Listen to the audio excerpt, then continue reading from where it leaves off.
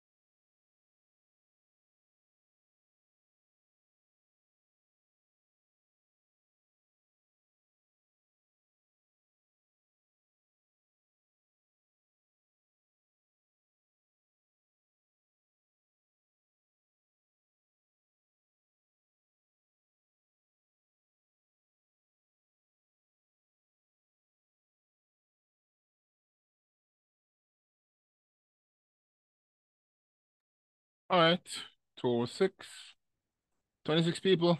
I'm starting. All right, now, as you all know, I will unfortunately not be in the region until it is time for your test number 2, right? We'd already decided what was going to be on test number 2. Just to reiterate, we will leave out reproduction for now, and that will show up on our in-course, him in-course, on the final exam, right?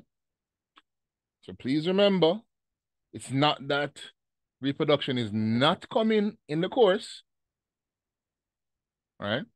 Because you will be doing a reproduction lab, well, should be doing a reproduction lab quiz. It is that you will not be tested theory-wise until the final exam, okay? Please remember that. Now, obviously, for those who didn't bother to show up, if you want to pass on that to make sure everybody understands, that's your business, right? I can't be responsible for people who don't come. All right, that is out of the way. Digestion is our next topic. Or is it endocrine, I had said? No, we have to do endocrine. Now, Or was it supposed to be electrolytes? all right. You know what? I think you're right in a sense. Now we're in a The bit of a urinary. quandary here, because uh we did skin already. We did the electrolytes is a worksheet that you have to complete. I'm talking about in terms of labs. No, we're gonna have to do an online digestive system lab tomorrow, you know. And the next lab would have been skin, but we've done skin already. Just wait to finish the worksheet part of it. And after that, I think is supposed to be reproduction, right? And the endocrine would normally be last in terms of labs. So we'll see how it goes. But so just remember tomorrow, online digestive lab. I'll try to put it up tonight so you have it. It's fairly short.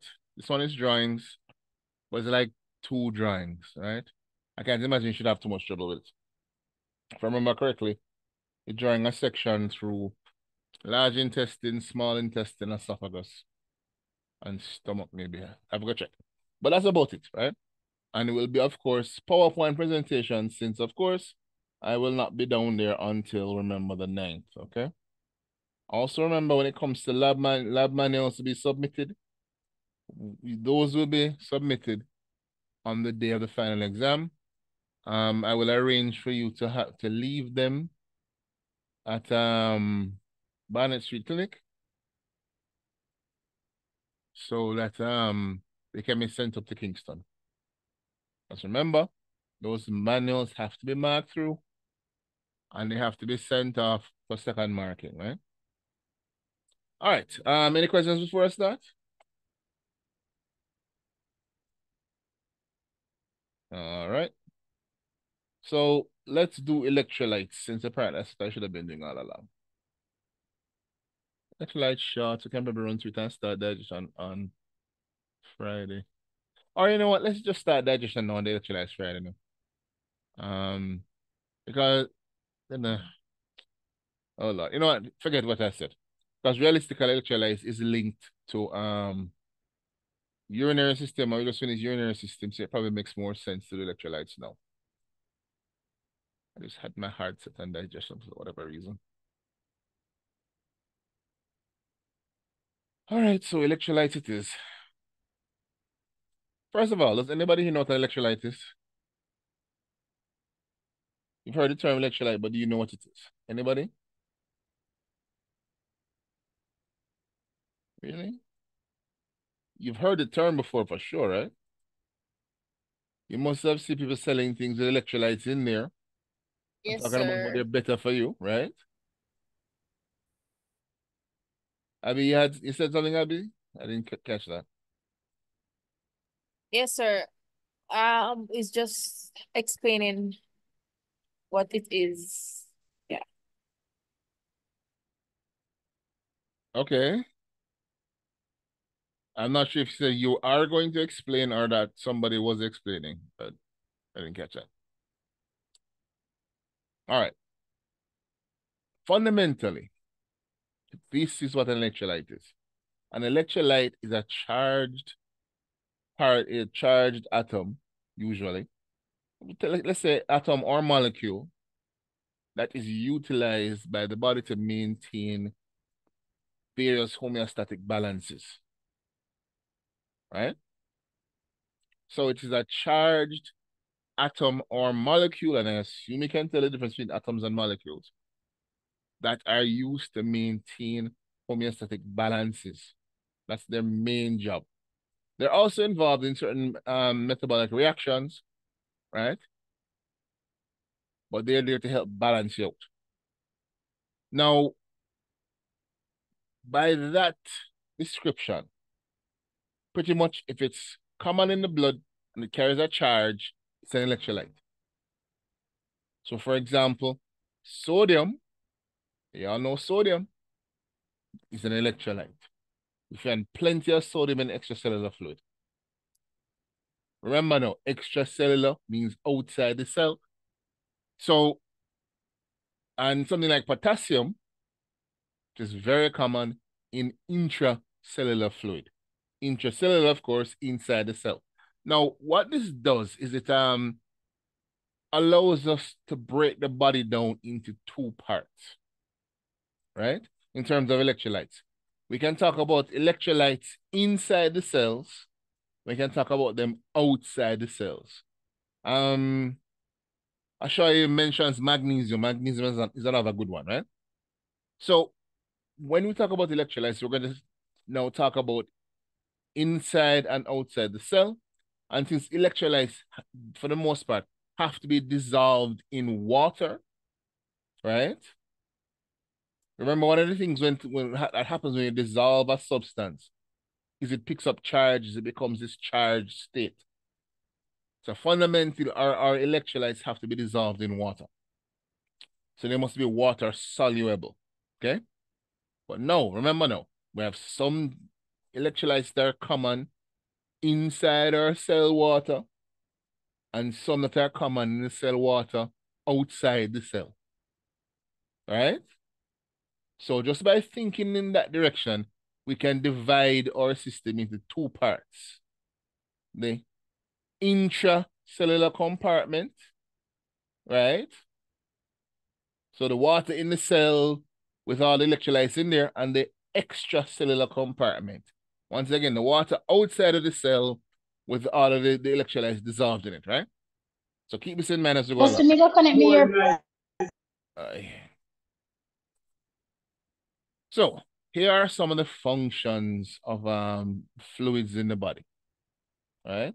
And of course, when we say fluids, we're basically talking about water. Remember, water contains the electrolytes, right? As we know, water is required for facilitating transport. Go ahead, Shantoy.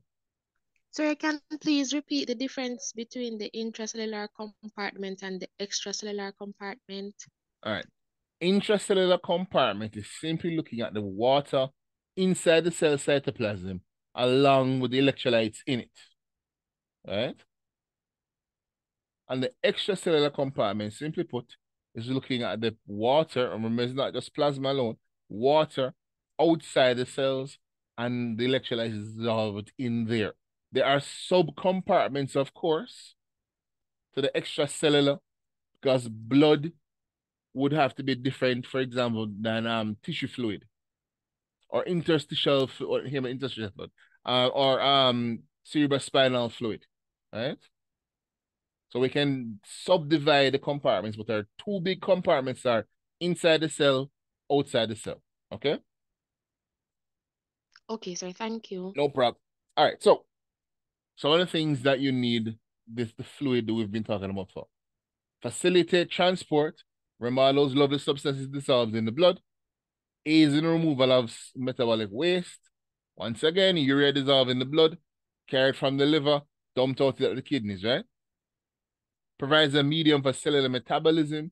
Pretty much all the metabolic reactions occurring in the body have to happen in an aqueous form.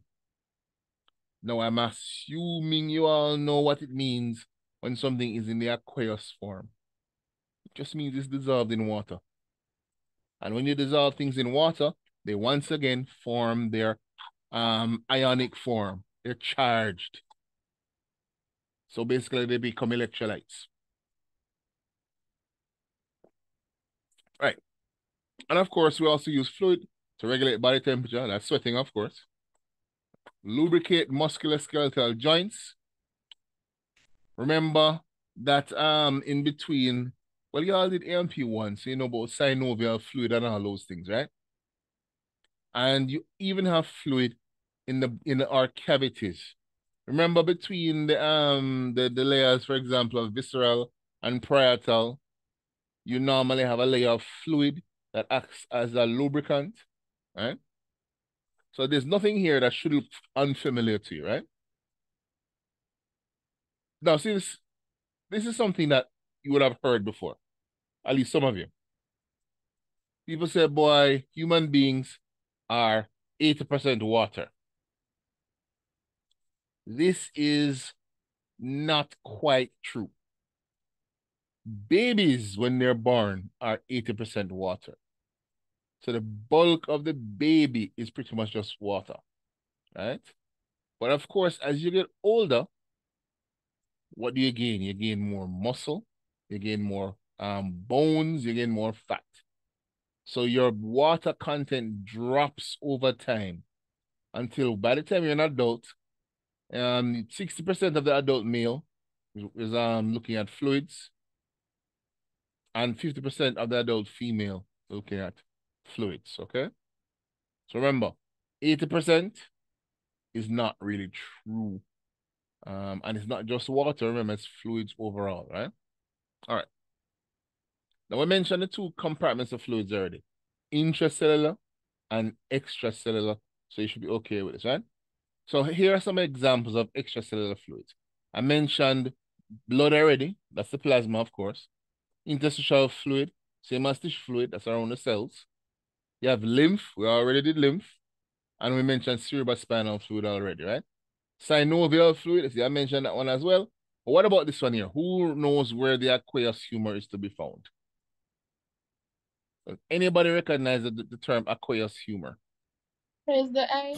It's in the eye. It is in the eyeball. The aqueous humor is the fluid in front of the lens, whereas the vitreous humor is the fluid behind the lens. So thank you very much for that. So remember now, intracellular compartments, fluid inside the cell, extracellular compartment, fluid around the cells, and you can subdivide extracellular into these 1, 2, 3, 4, 5, 6 compartments. It's actually more than 6, but we'll as long as they have enough examples, it should be fine, right? These 4 here are the most important ones. Now, this is looking at the percentage of water, your body's water that you'd find in each compartment. Would it surprise you to know that most of the water in your body is carried inside your cells? So 67% of all the water you have is in the cells themselves, right? And only 33% is going to be in the extracellular fluid. And of that 33%, plasma carries 6.6%, and the tissue around and the fluid around our tissues, our tissue fluid, interstitial fluid, same way, is 26.4%. Right? So when people think that, boy, the blood probably carries the most fluid, not even close. Right? The blood carries a tiny fraction of the total fluid that is in your body. Right? Which, they say to people, then why is it when somebody gets stabbed and they bleed out, they die? They're not dying from lack of fluid. They're dying from lack of oxygen. Right? And I assume everybody can explain that statement if I ask it as a what do you call it? Short answer question, right? If I say when somebody dies and they bleed to death, it's not the loss of the fluid that kills them, it's lack of oxygen. I'm assuming you can explain why that is, right? Now, intracellular, extracellular fluid compartments, right? As it mentions here, substances move between the compartments by both passive and active means. So once again, passive is like diffusion and osmosis, right? As a matter of fact, I should even say diffusion and osmosis, because osmosis is simply a specialized form of diffusion, as I'm sure you all know already, right? All that is occurring in osmosis is that it is a movement of water across a cell membrane from high concentration to low concentration.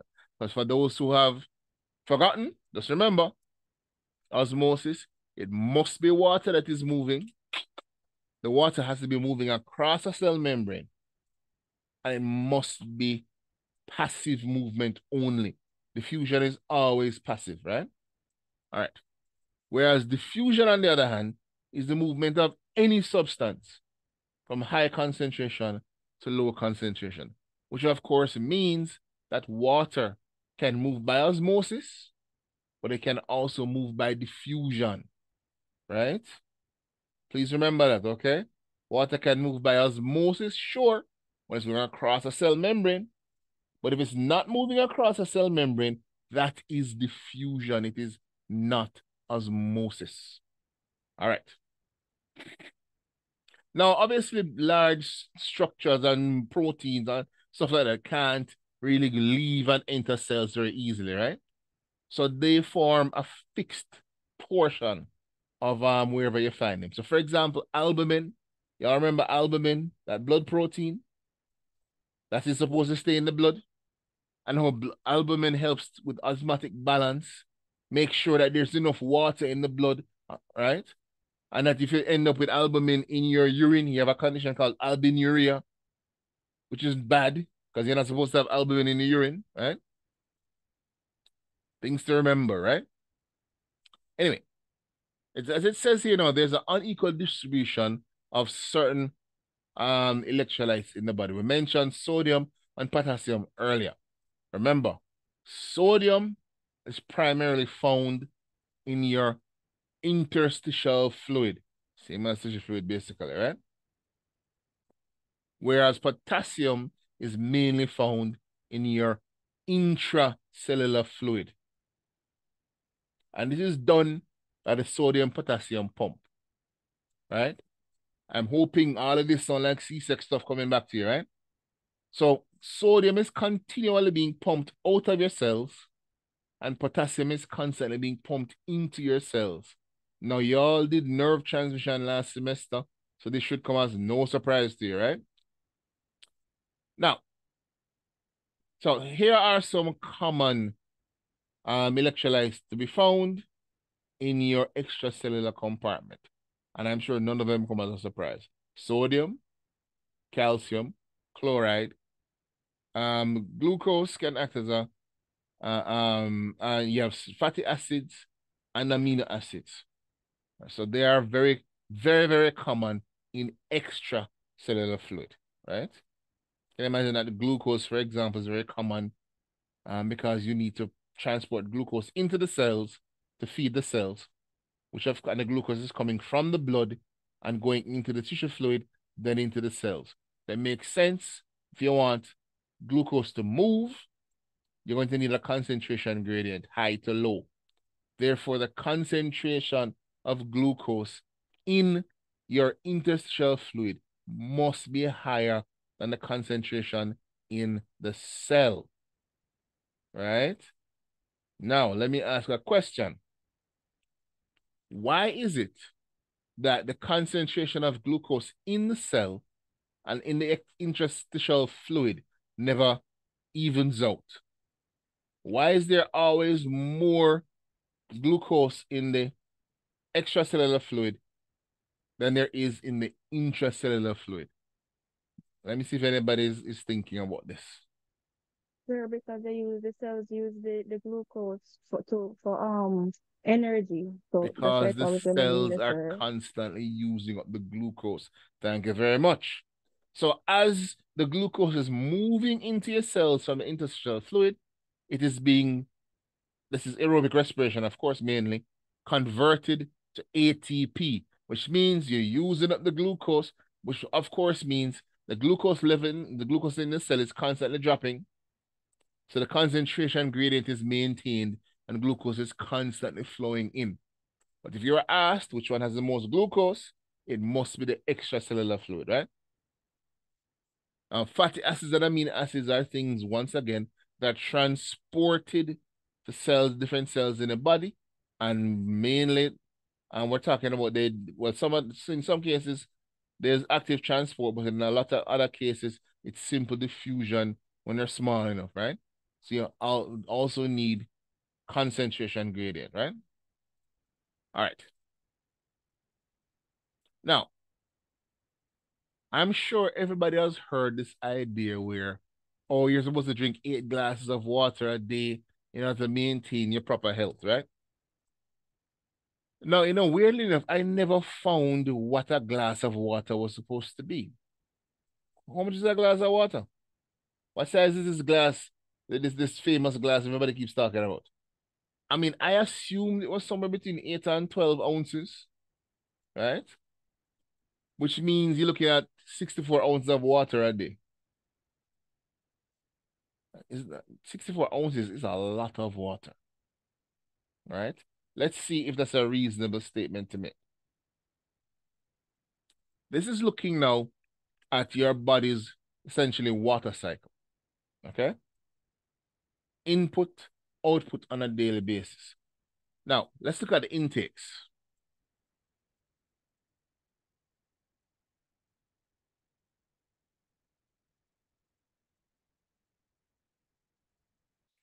If you notice here, 1,200 mils of fluid intake a day.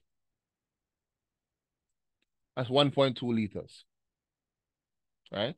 That's 2 soda, right? If you're thinking about it. So that's 2 soda worth of fluid. Then you have food, you get another 1,000 mils of water. Think about it.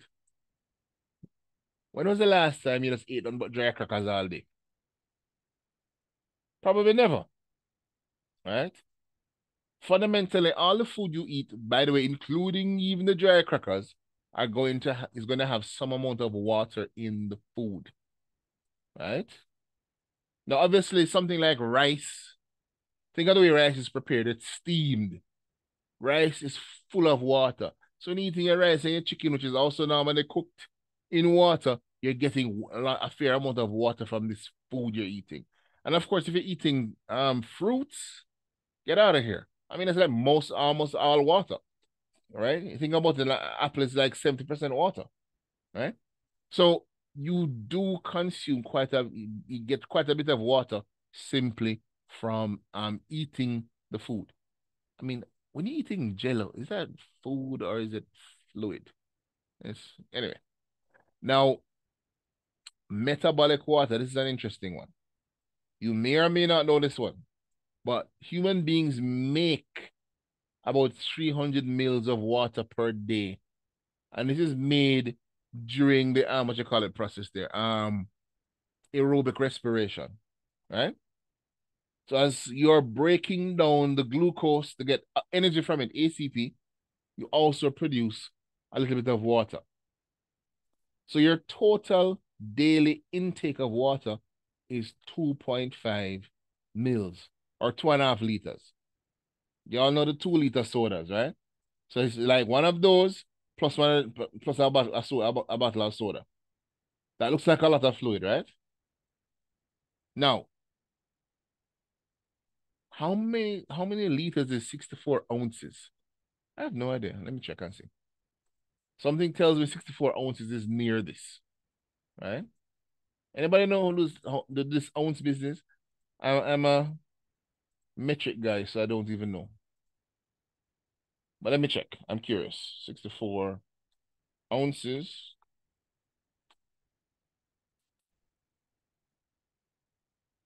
So 1.8 liters.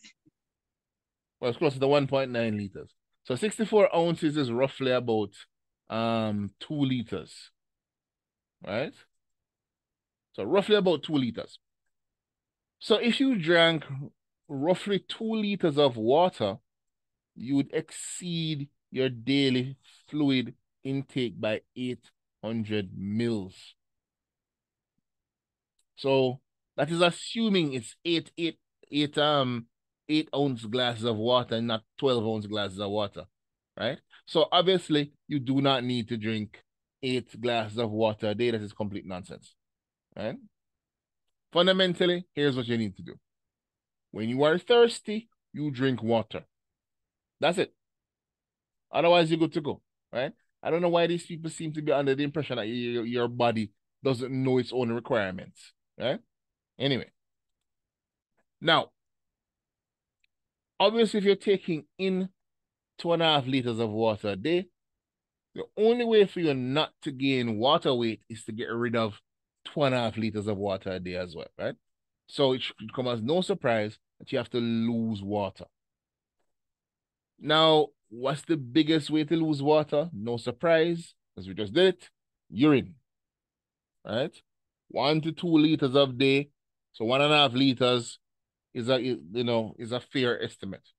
But your skin, you're losing 300 mils of water a day. And your lungs, as you're breathing in and out, if you do nothing except lay in your bed all day and just breathe, you'll get thirsty eventually because you're losing 700 mils of water a day from just breathing. Now, skin here, when you see skin here, most people will think, oh, you're sweating, right?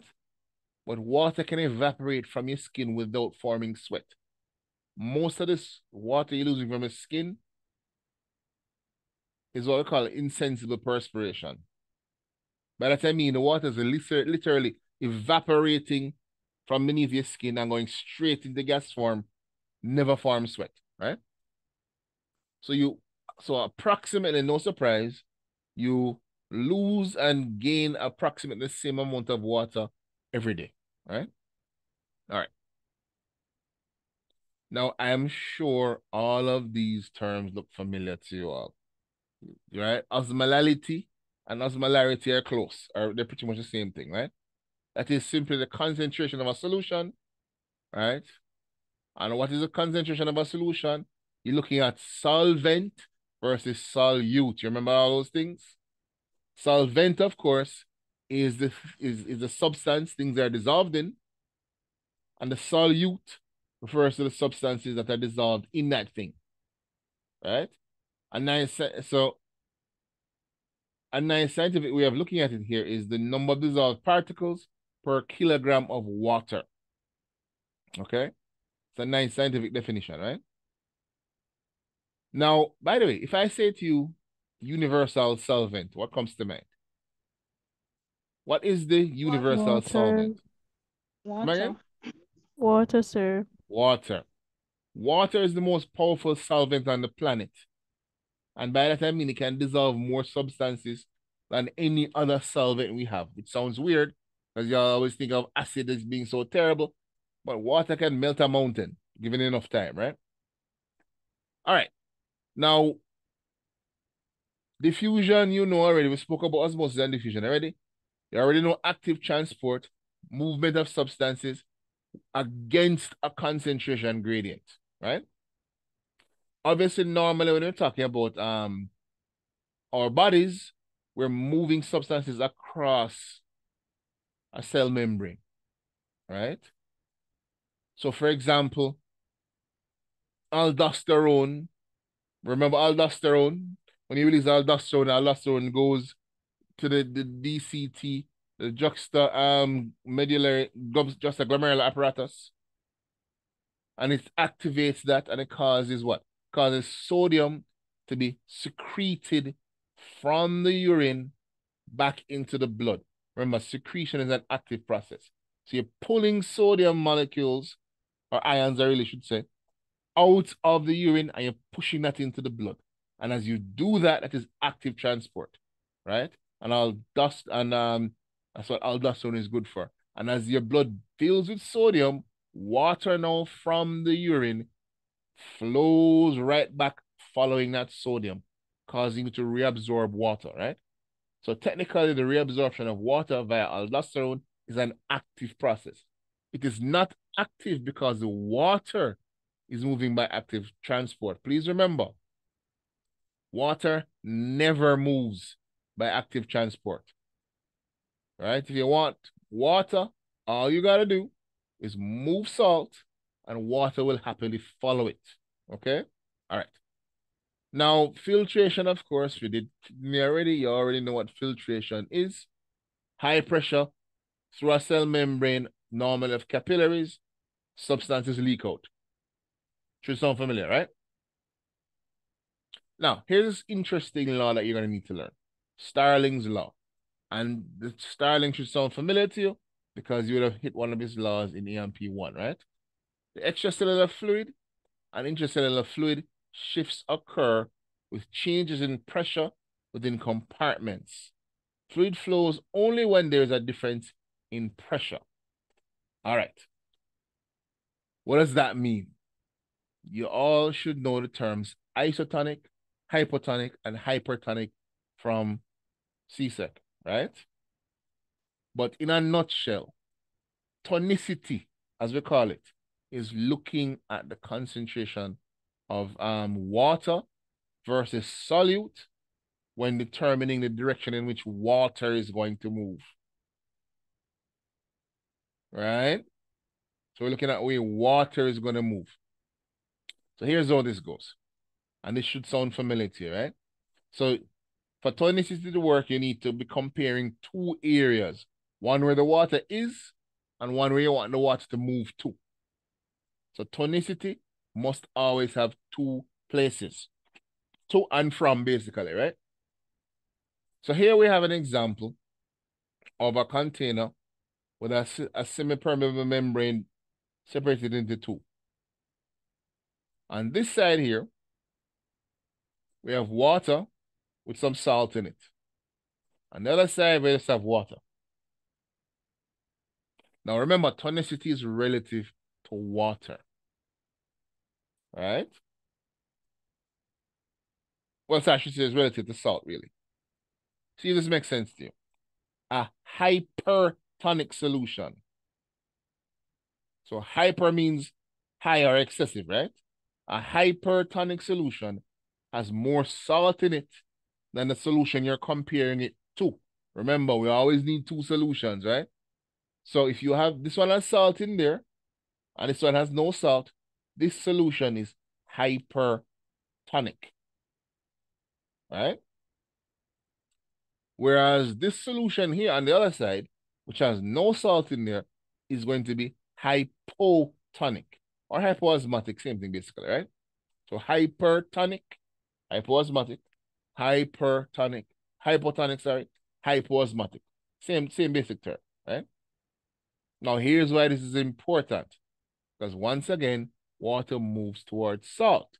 So water will move from a hypotonic solution and flow into a hypertonic solution, right? So water goes from less salty to salty. So if you know the salinity of two solutions, you can know where water is going to go. All right. Now, the water will continue to flow from your hypotonic solution to your hypertonic solution until you reach a balance, right? Basically, until the hydrostatic pressure is equal on both sides. What does that mean? It means the force pushing water towards the salt is the same as the force pushing water away from the salt, right? So, and that, of course, is when we say that the solution is isotonic. So in an isotonic solution, water can still move, but you're gaining the same amount of water that you're losing. Which means, of course, that your overall water concentration in both solutions remains the same. Hypertonic solution, more salt in there than the solution you're comparing it to. Hypotonic solution, more water in there than the solution you're comparing it to. Isotonic solution, they're hydrostatic balance. They're in hydrostatic balance. So they're gaining and losing the same amount of water. All right. I see no questions, so I assume all is well. So, Sir, yes. so like when you go to the hospital, the IV fluid that they give you, It's supposed to be isotonic.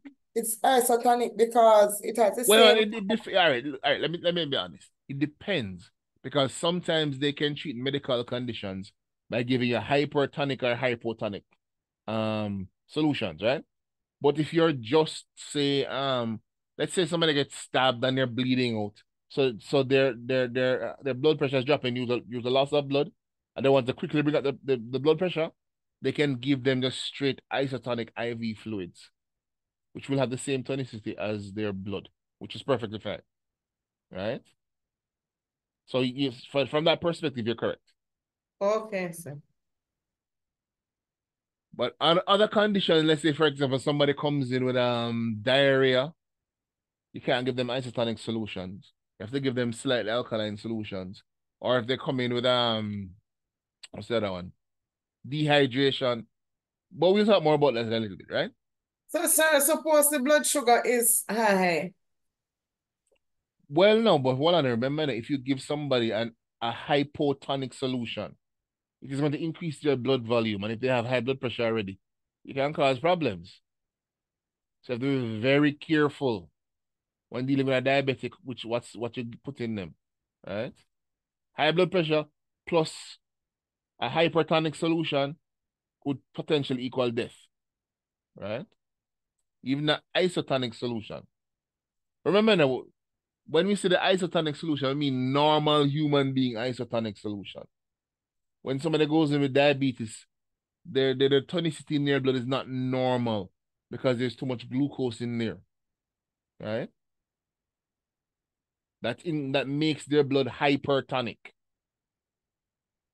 And if their blood is hypertonic and you add more fluid to the blood, the fluid stays in the blood because the blood is hypertonic, which means the person's blood pressure will rise even more, which can potentially, of course, rupture an artery and then drop down dead, right? Anyway, so isotonic fluids are close to the same osmolarity as your blood serum, right? So as I said, person's bleeding out, you need to bring up their blood pressure. You give them an isotonic solution, right? So as it says here some examples: lactated ringer solution, or normal saline, which is what we normally use in Jamaica, right? And normal saline is mimicked by this: 0.9% saline in water. This is by weight, right? So if you had to, and you were desperate, you could desperately make up a solution. You could take where you go? 990. Hold on, let me see. 991 mils of water, and then add approximately 1 gram or slightly less than 1 gram of salt to it, and it makes up a solution. But remember, this is desperation. This is no hospital about person's bleeding to death. You need to do something immediately. You can't put pure water into somebody's blood because pure water is going to be extremely hypotonic. All right. Anyway, once again, remember what I just said to you is desperation circumstances. All right. Or otherwise, you use normal saline. Now, some hypotonic solutions are, of course, being hypotonic. Remember, there's more water in that solution than in the whatever solution you're comparing it to, right?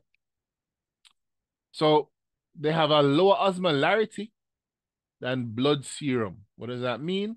Of course, it means that when you compare dissolved substances, the electrolytes in serum to the fluid, and water concentration to that fluid, there is more water in the fluid and or fewer electrolytes than in your blood serum, right? So as an example, it says sodium ion concentration is going to be less than that in serum, right?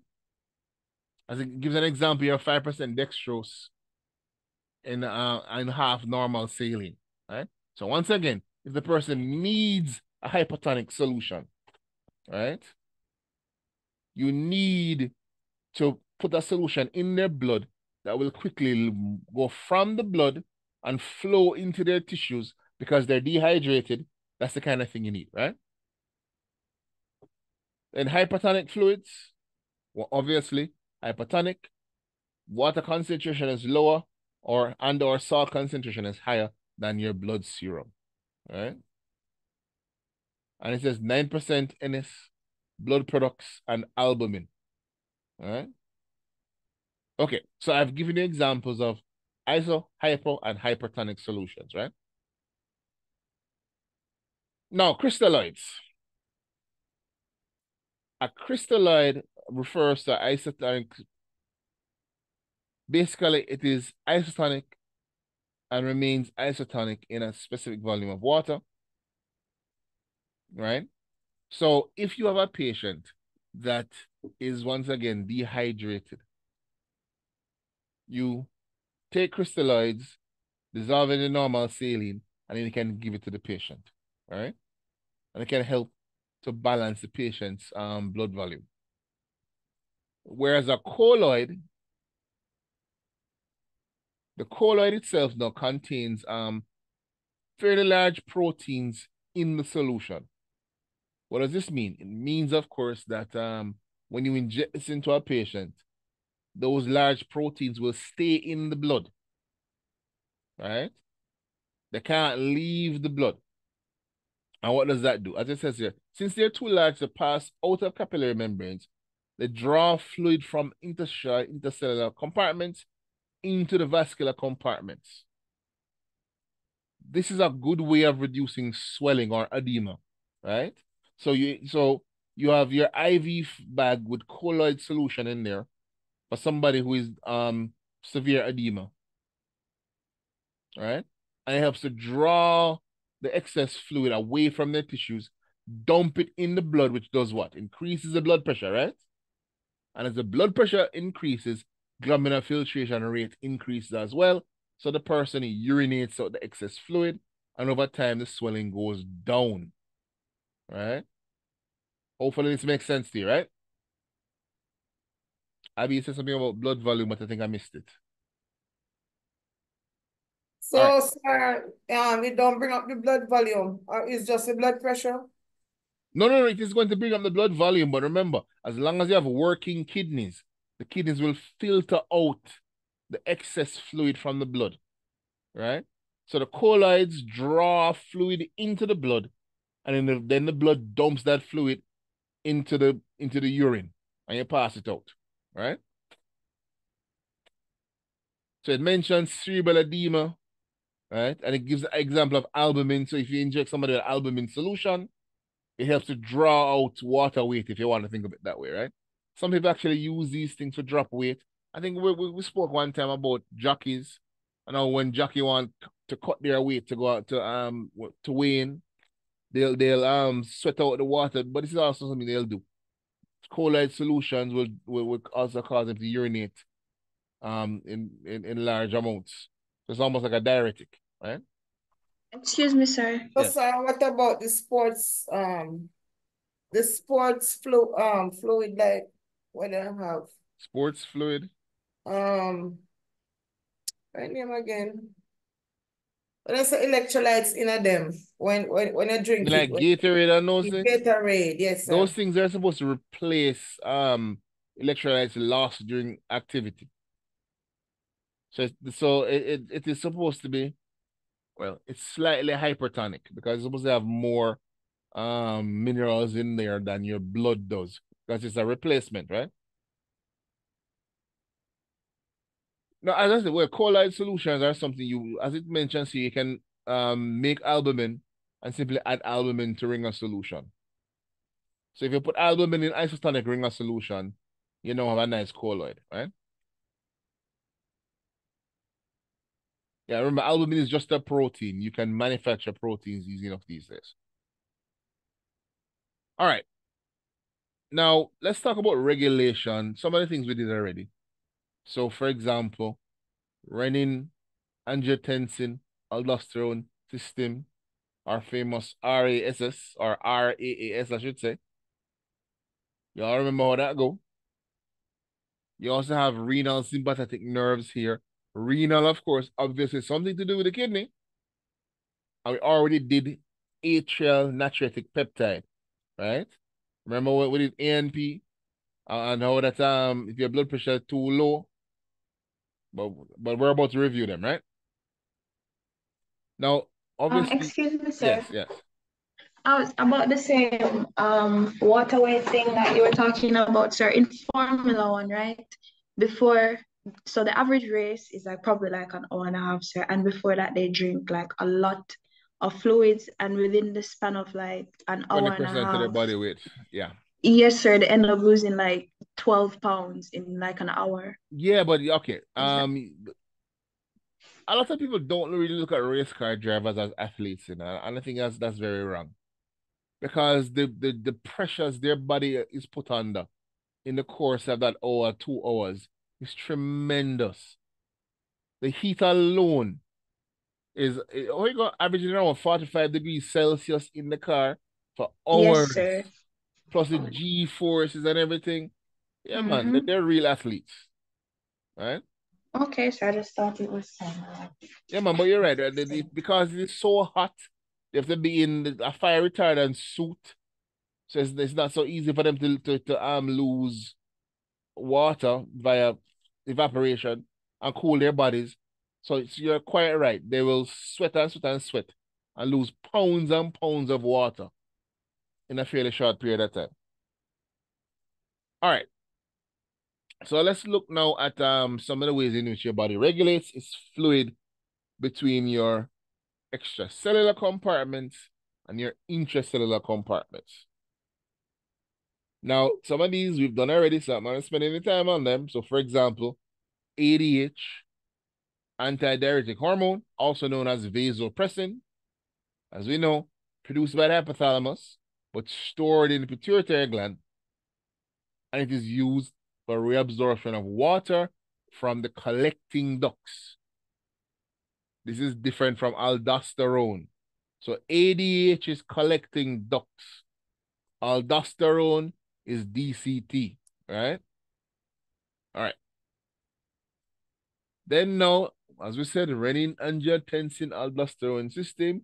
You remember that lovely breakdown we did about the renin being released and how angiotensinogen is converted to angiotensin 1, and then angiotensin 1 is converted to angiotensin 2, and all those lovely things. And angiotensin 2 causes several impacts, including the release of aldosterone. And aldosterone causes the reabsorption of sodium, remember, back to the blood. And the reabsorption of the sodium causes water to move back into the blood. None of this should sound like French to you. It should all sound like something you know, right? I'm hoping. Now, so we ain't gonna spend any time on this because you're supposed to know it already, right? That said, let's look at some terms I'm sure you know the meaning of already, right? We have hypovolemia. Once again, hypo and volemia, right? And you have dehydration. So hypovolemia is what? Extracellular fluid deficit, right? If you're hypovolemic, your blood volume is too low, or the volume of the fluid in your body is too low, right? And this is caused by a loss of water and electrolytes. So once again, well, vomiting can cause this. Losing blood can cause this, right? Well, it mentions their diarrhea, of course. Basically, if you're losing fluid in the top or the bottom, you can cause hypovolemia, right? Then we have dehydration. Now, please notice the difference. Dehydration causes hypertonic extracellular fluid. Why? Because you're losing plenty of water and you're losing it faster than you're losing the salt. In hypovolemia, you're losing salt and water at a consistent rate, so your fluid stays isotonic. It stays balanced. You just don't have enough of it. So in a case of hypovolemia, you would give somebody isotonic IV fluid, right? In dehydration, they're losing water faster than they're losing salt. So you wouldn't give them pure water, but you would give them a hypotonic IV solution. Well, a little bit more water in it than before, so that water can move from the blood into their tissues, right? Now it mentions here deficiency of water caused by water loss related to high blood glucose, inadequate ADH production, fever, excess sweating, right?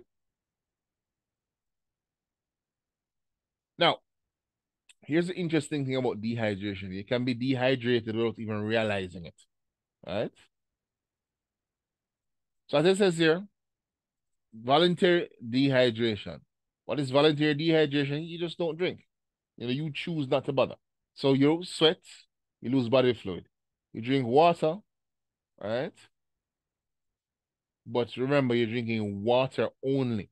Now, I think it was Nadia mentioned something about Lucozade and Gatorade and these things earlier. Watch how this plays. So follow me now. You sweat. You're a footballer, you're up and down for 90 minutes. You're sweating profusely. But remember, dehydration, you're losing plenty of water and a little bit of salt. Right? So you're losing body fluid, but you're losing more water than salt by comparison, right? So when you now drink straight water,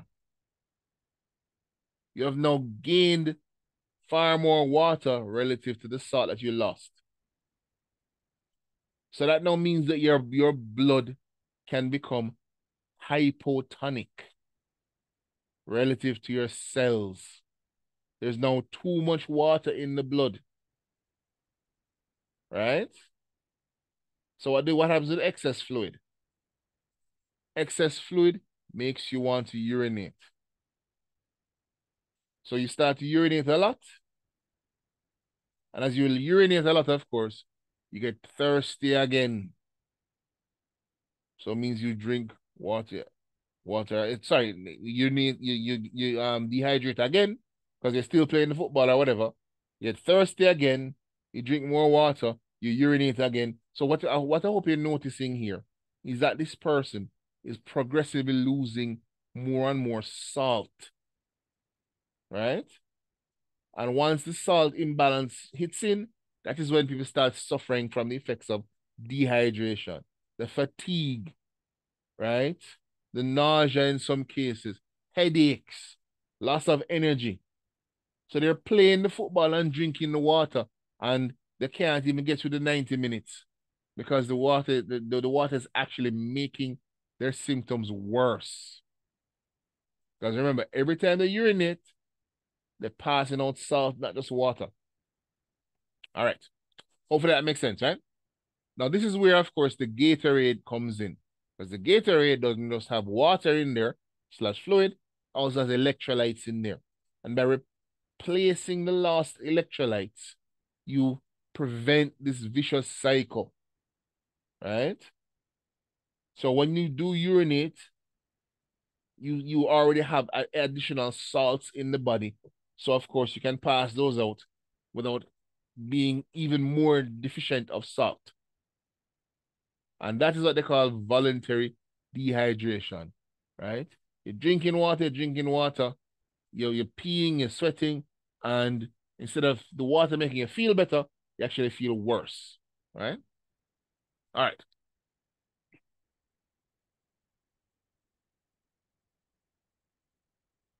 Now we already looked at this table here, but this one here, well, sorry, we looked at that table similar to this. This is not comparing intake and output again, but if you notice here, it is showing sweat. It breaks it down into insensible loss, right? Insensible sweating, as I mentioned earlier, where you're losing water vapor, but you're not actually forming droplets of sweat on your body. So the water is evaporating straight from your skin without becoming sweat. Then, of course, you have sweat. 100 minutes. Obviously, the amount of sweat you produce on a daily basis is dependent on the temperature of your environment, right? Feces, right? You lose 200 mils a day from pooping. And of course, as usual, the biggest one is urine, right? So this one gives you a little better breakdown exactly of your outputs. But you notice your inputs, of course, are the same. So both tables are very, very similar, right? Now, we mentioned edema earlier, but I don't think I ever defined it. But something tells me you already know what edema is, right? As it says, it's an increase in interstitial fluid volume of about 2 liters or more due to increased transudation of fluid from capillaries, right? Or I should say 2%. The idea here is that fluid leaves the blood, right? That's a transudation, and moves into your tissues and stays in your tissues. And it causes your tissues to swell, right? Now, it mentions here a couple of things that can cause that. So if you have an increase in your blood pressure due to things like pregnancy, it can cause, of course, edema. I'm sure you all would know one of the things that pregnant women complain a lot about. If you've been around pregnant women, their feet swell, walking becomes uncomfortable, things like that, right? Malnutrition is another one that can cause swelling. You ever notice, what you watch those movies about people going through starvation, there's a famine. You see a lot of these big belly baby walking up and down the place. Somebody actually asked me if they're starving, why their belly so big? This is one of the reasons. It's fluid collecting around your abdomen. It's not food in there, it's literally water, right? End-stage liver disease and nephrotic syndrome. So that's kidney disease, right? Obviously, there are more benign things that can cause edema. So, for example, I think it's what 12% of women get bloating during their period. Bloating is essentially edema, right? Now, cell overhydration. Obviously, we've been speaking about dehydration, right? And what about if you get too much water? And you absolutely can get too much water. So excessive water in your extracellular compartment, right? Or a normal amount of solute and a deficient amount of, a normal amount of solvent and a deficiency in the amount of solute. Basically, you have too much water, not enough salt, right? How does this happen? I mean, one, you can drink like a ridiculous amount of water, right? For example, I myself have done this where I've drank 2 liters of water in 5 minutes. Was a bit. It was not hard either. 2 liters of water, 5 minutes easy. Weird, and after drinking 2 liters of water, I had a headache for hours afterwards. Let's see why that's possible. So ingestion of large volumes of fresh water, right? Inability to eliminate excess water due to chronic renal failure or heart failure. Now, a lot of people don't think about heart disease as a chronic condition, but it is one of the most chronic conditions, right? Your heart is just not 100%. It's puttering along at 60, 70%, and it can do this for years on end. And because you're producing so much less pressure, it is harder for you to circulate fluid through the blood and pull fluid from your tissues and get rid of it. Right? So you'll find people with chronic heart issues, their feet will swell. Right? Weirdly enough, this is also one of the reasons why people with chronic heart issues, they really should exercise a bit. Should walk up and down. Because walking helps to circulate the fluid. Right? It helps to push the extra excess fluid back into the blood where the heart can try and push it to the kidneys. Now, of course, excess ADH production. ADH causes you to pee. Sorry, ADH causes you to retain water. So the more ADH you produce, the less urine you produce. Makes sense, right? Now, what can drinking too much water cause? First off the bat, edema. Obviously, the extra water, if your blood becomes hypotonic relative to the tissue fluid, water from the blood is going to flow into your tissue fluid, which of course means there's more water on the cells, which of course means, swell up, right? You can also get dyspnea, right? So you basically congestion in the lungs. You cough a lot because one of the things that can happen is that the phlegm, the mucus in the lungs becomes more watery. And because it's more water, it tends to drain down deeper into the lung tissue. And it causes coughing. It even mentions here that it can cause the veins in your neck to bulge because of the excess water. Right? Now, here's one. Let me see if anybody knows the name of this. Bulging fontanelles. It's called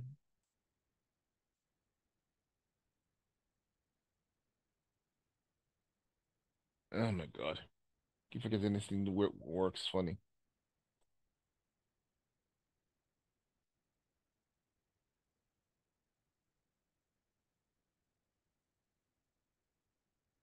Who knows the rest of this word? Happens in babies a lot. Hydrocephalus, sir. Hydrocephaly is the one. Hydrocephaly, water on the brain. They call it water in the head. Since cephaly means head, right? Am I missing an L? I don't remember. So, bulging fontanelles, water on the brain, right? And of course, they also have nausea and vomiting, right? Now, obviously, this is somebody who is consistently has edema, right? Now, dehydration again. With this dehydration already, but I think this one here mentions diabetes insipidus. Now, who remembers what causes diabetes insipidus?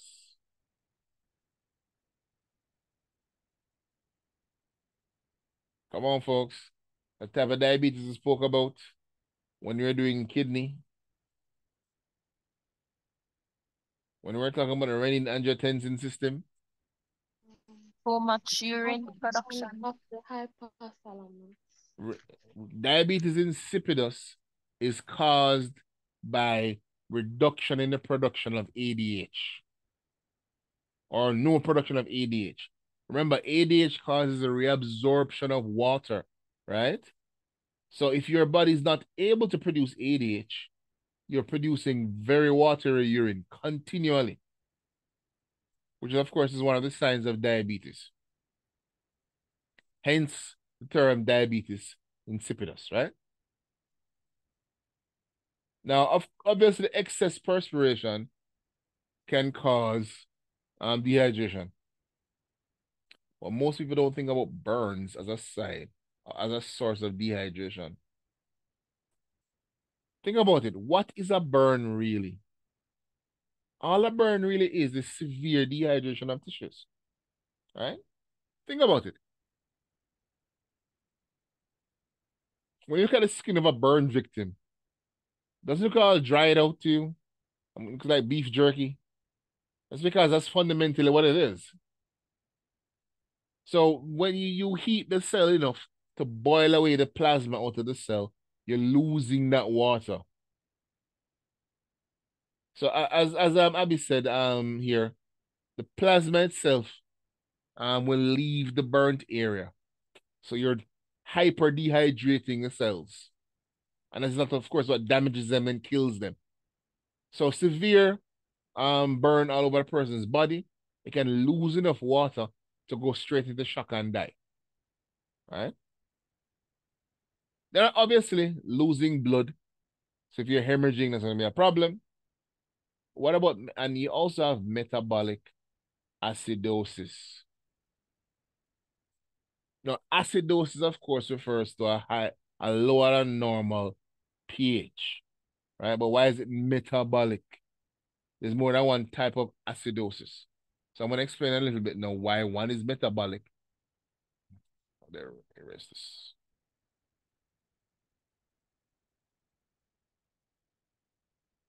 We're looking at the different types of acidosis in a moment, right? Now, this is here is looking at well, let's have a look here. We have the problem, right? What's going on in the fluid, how that affects the way water moves, and how to and the result, right? So obviously isotonic, nothing's really happening. But if you have a hypertonic fluid, right? So hypertonic fluid. So if your blood has too much salt in there, what happens? Water leaves your cells, intracellular fluid, and flows into extracellular fluid. Why is that bad? Because you're dehydrating your cells. If you pull water out of the cells and send it to the blood, your cells now have less cytoplasm. There's more salt in there. You're starting now to kill your cell. One way to generate this condition, if you ever decide to do this, is to drink seawater. Why you never want to do that, I have no idea. But seawater, remember we spoke about this in class, has more salt in there than your blood. So when you drink seawater, your blood becomes hypertonic. And if your blood is hypertonic, it's going to pull water from your tissues and dehydrated tissues. Y'all done a mobile. If you don't want to go to the beach and do the experiment, Daddy, you'll go right ahead. But trust me, it's not going to end well, right? But I'm told that if you drink enough seawater, you'll start hallucinating before you die, which might be nice. You never know.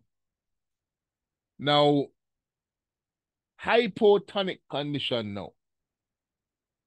If your blood is hypotonic, remember, you have more water in the blood than in your tissues, of course. So what happens? Water flows from the blood into your tissues, swelling up your tissues, right? So if they give you hypotonic IV fluid, of course that's going to happen, right? All right. Now, this is looking here, well,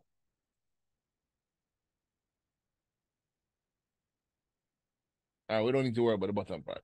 All right, so hopefully this makes sense to you, right? No, I mean, you're not going to die immediately if you just drank some seawater. It normally takes a couple of days to kill you, you know? So if you want to do like a 24 hours seawater drinking thing, you'll probably survive. I mean, you might damage your kidneys a little bit, but you know, if you really want to, you could.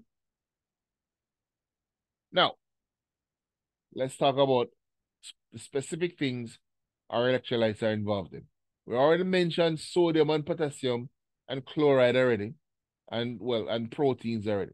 So just to reiterate, sodium is the major cation of extracellular fluid. Cations, of course, have your positive charge, right? So sodium, of course, is Na plus. See if I can do it with this. All right? Hence, cation. Major cation of the intercellular fluid, of course, is potassium. And of course. And as we know, that's supposed to be a K. K plus, right? Anions, of course, negative charge. So chloride, Cl minus, right? Now, proteins can be negatively or positively charged, right? So it's going to vary. Now, let's look at your electrolyte composition. Remember, no, this is going to be normal composition. So if you're going to study a table of normal values, this is the one to look at, right? You already know this MEQ per liter already means, so we won't get into that. So sodium, 142 per liter. in total. But if you notice here, 141 is in intracellular fluid and 10. Hold on. Doesn't make any sense. No, sorry. 141 is in the interstitial fluid. That makes more sense. I don't know where it's the cellular. So interstitial fluid, 141, and 10 in the intercellular fluid. So once again, the vast majority of the sodium is where? It is in the interstitial / tissue fluid, right? Potassium, we have 150 in intercellular fluid, 4.1 in interstitial fluid, right? So obviously, I'm going to ask you guys to run to our table of normal values and make sure you can, if I ask you to, fill out this table, right? I have nothing further to say on the matter. Moving on. Now, we already spoke about some of the functions of electrolytes, right? But let's add to that now. We have here contributes most of the osmotically active particles in the body, maintains an osmotic balance, contributes to the regulation of acid-base interactions, right? So it helps to regulate the acid and basic constituents in the blood. It's a simple little table. It's easy, trust me. You can box this off in a half an hour, right? If this was a structured question, this would be worth whole leaf. That's all I'm saying, right? If it was. Or if I gave you a table like this and say, hey, pick out the ones that are wrong. You know, you should be able to do that, right? Anyway, we leave it alone. Now, in addition to acid-base regulation, you also facilitate enzymatic reactions. So sometimes we need something called a coenzyme for enzymes to function properly. Okay? It's basically an activator for enzymes.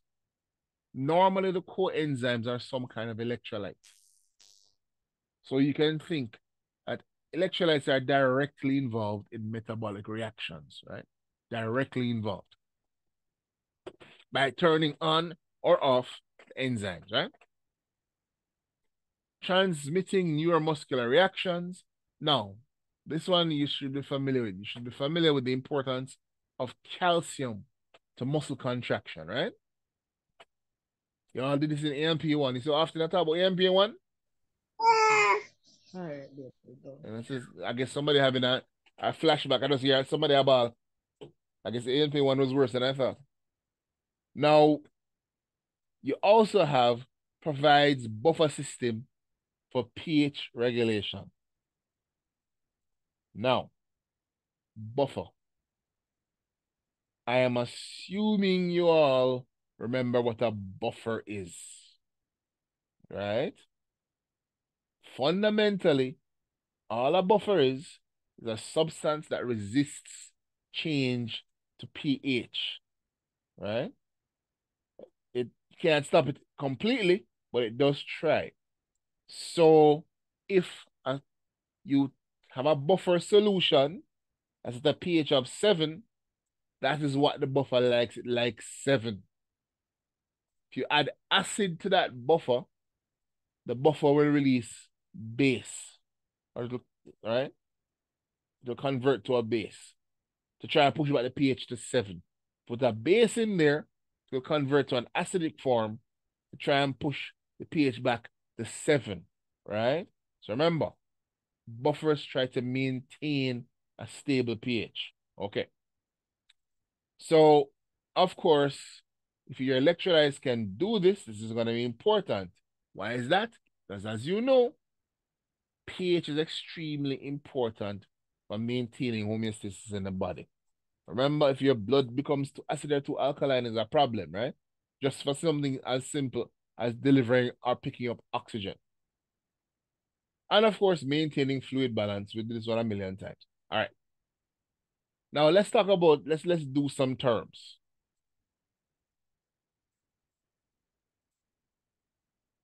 Hyponatremia.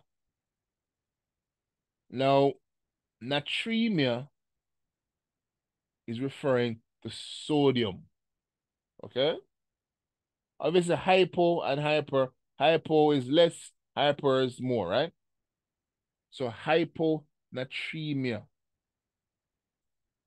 Obviously, if you're getting less sodium, it means you're consuming less sodium. Now, that said, remember when we were talking about low sodium food the other day and how low sodium food is so expensive?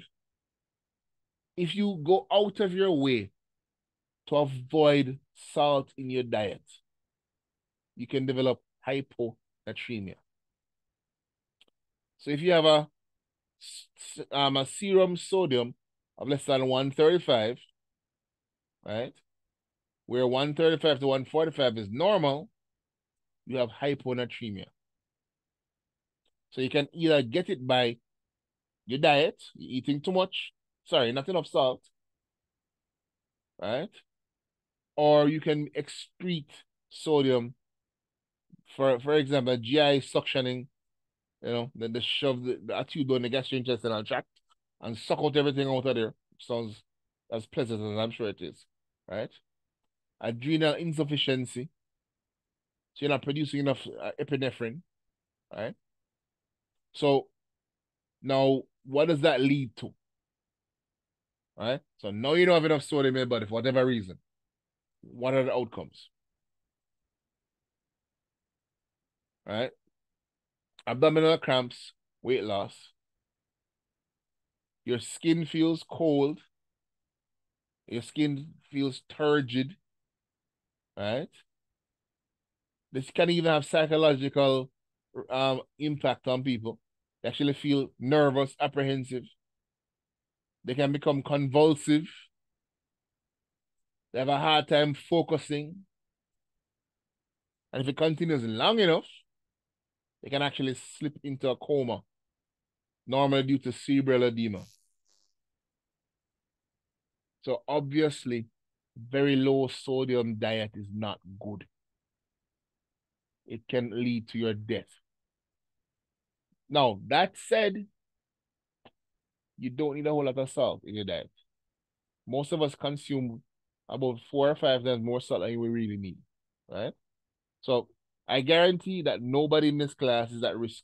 Well, let me not guarantee, but chances are none of you are at risk of hyponatremia, right? That said, what about the flip side? Now, this is where some of you, wait, a million different things cause headache. Give me a break. This is now where the flip side now. See if some of you might be suffering from this one here. Obviously, hypernatremia is going to be now excessive sodium intake. Right? Now, so let's say somebody, you decide, you know what? Somebody tell you salt good for you. So you decide to eat 2 or 3 teaspoons of salt a day, which is utterly ridiculous. But let's say it happens. Right? You can also have, oh yeah, pink Himalayan salt, which is so good for you and so expensive. Do you know what is in pink Himalayan salt? Pink Himalayan salt is high in sodium and chloride. If you get Himalayan salt at a good price, it's fake. It is literally dyed salt, right? Anyway, I'm a little annoyed by the Himalayan salt BS because it is literally BS. It's just salt, right? Anyway, now what are the impacts of consuming too much salt or too much salt in the blood? Remember now, hypernatremia, sodium content of above 145. Dry skin, sticky mucous membranes. The skin can be flushed as in red. The tongue can be rough and dry. When you pinch your skin, it feels turgid, feels stiff, right? You have an intense feeling of thirst all the time. You can develop edema. But what about liguria and anuria? Y'all should know those terms. Anuria, less than 100 mils of urine a day. I want to ask what I want to say what oliguria is, because you're supposed to know, right? And look here, restlessness and irritability as well. But from what I observed, half of you are irritable, so that's a possibility. I don't know about the thirst part or the edema part. So I've only seen one out of all of these, right? So I think you probably don't have hypernatremia, right? Now hyperkalemia.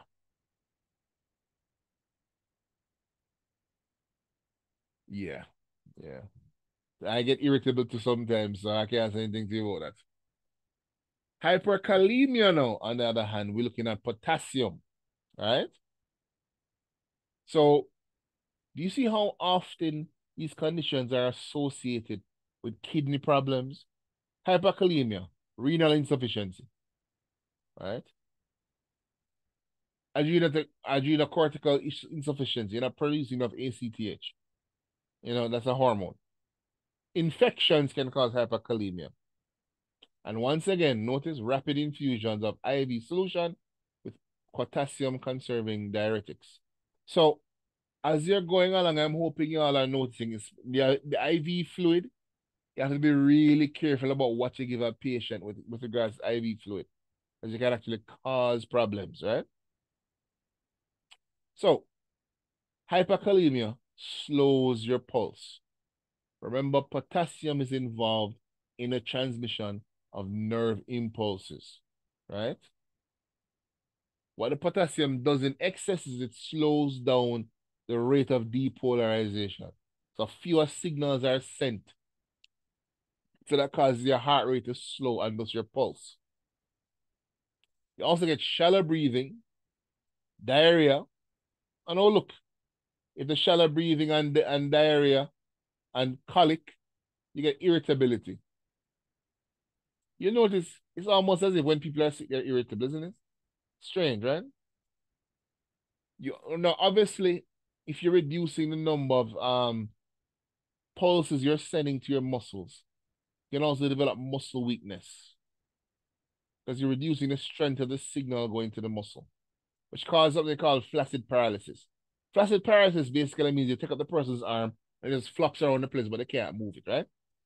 So flaccid paralysis, they're floppy, right? No more. When a baby has colic, is not about eating too much, right? It's about very, very soft or intermittently soft stool. Now, numbness and tingling, especially in the fingertips, and difficulty with phonation, that just means speaking. And can affect your breathing as well, your respiration. So once again, too much salt is a problem, too little is a problem, too much potassium is a problem. No surprise, too little potassium is also a problem, right? Oh, I should mention hyperkalemia, more than 5.5 in the blood, right? 3.5 to 5.5 is normal. Anything above 5.5 is bad for you, right? Hypokalemia, obviously, less now than 3.5. Once again, kidney problems, renal insufficiency, adrenal hormone problems, infection. Look at the causes over here, right? So hyperkalemia and hypokalemia are boasting the same causes, even though they have opposite impacts, right? So in hypokalemia, you do not have enough potassium. So what does that cause?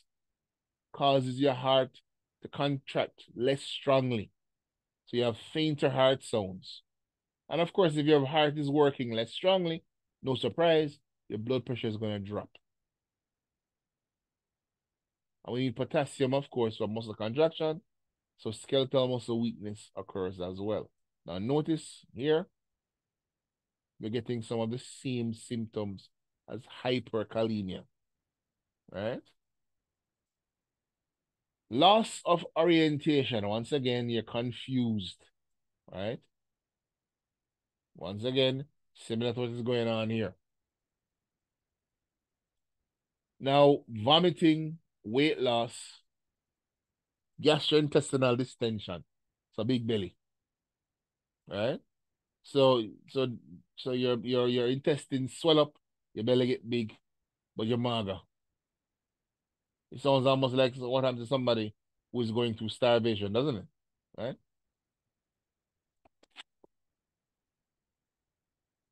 Now, hypercalcemia. Now, this is actually more common than you'd think. Too much calcium in the blood is more common than you'd think. Because if you look at it, there are quite a few things that are fortified with calcium in our diet. We don't normally fortify things with sodium or potassium. But calcium, I'm sure, calcitrate, for example, you have people who are taking calcium supplements every minute. Nobody takes sodium supplements that I know of, right? So hypercalcemia is actually more common than you would think, right?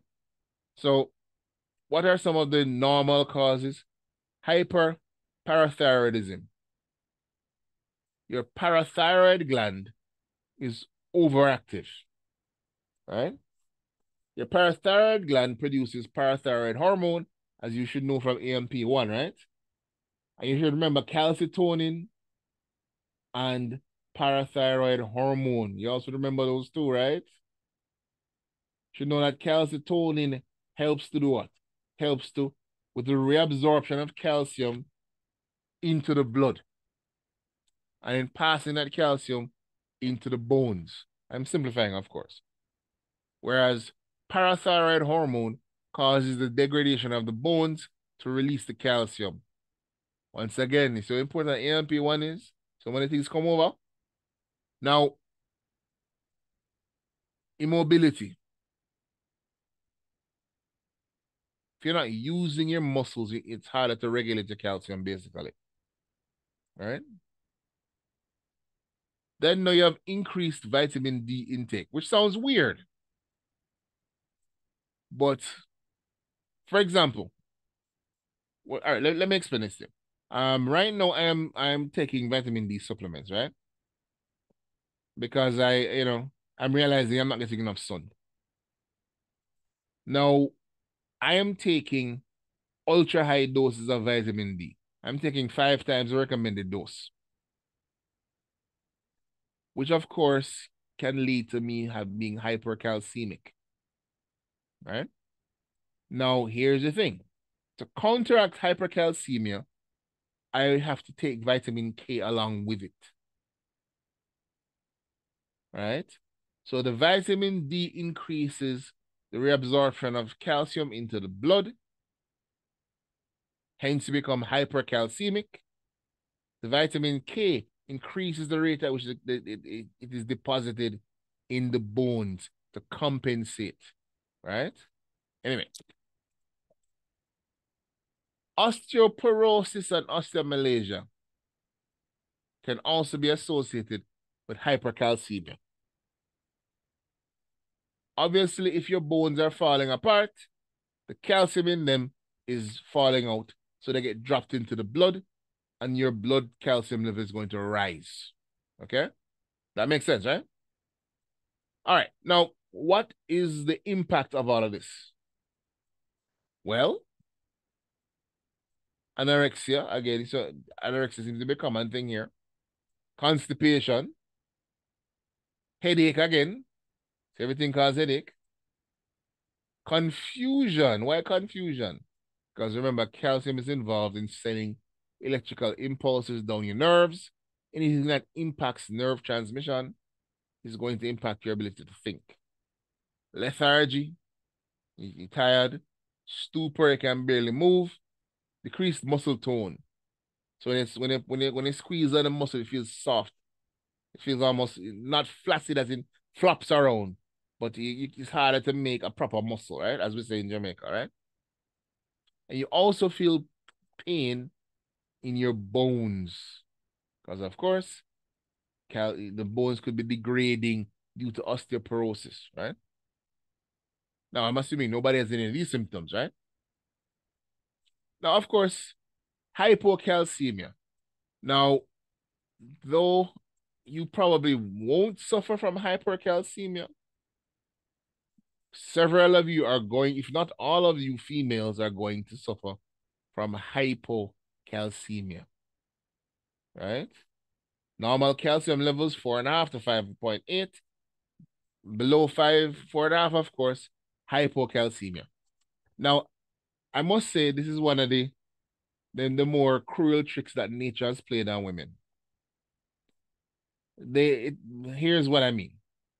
Your ability to absorb and store calcium is directly impacted by your ability to produce estrogen. As I said, the female sex hormone. Even though there's no such thing as a female hormone, but for now, let's call it so. Right? When a woman stops producing estrogen at menopause, her ability to absorb calcium was straight down to the ground.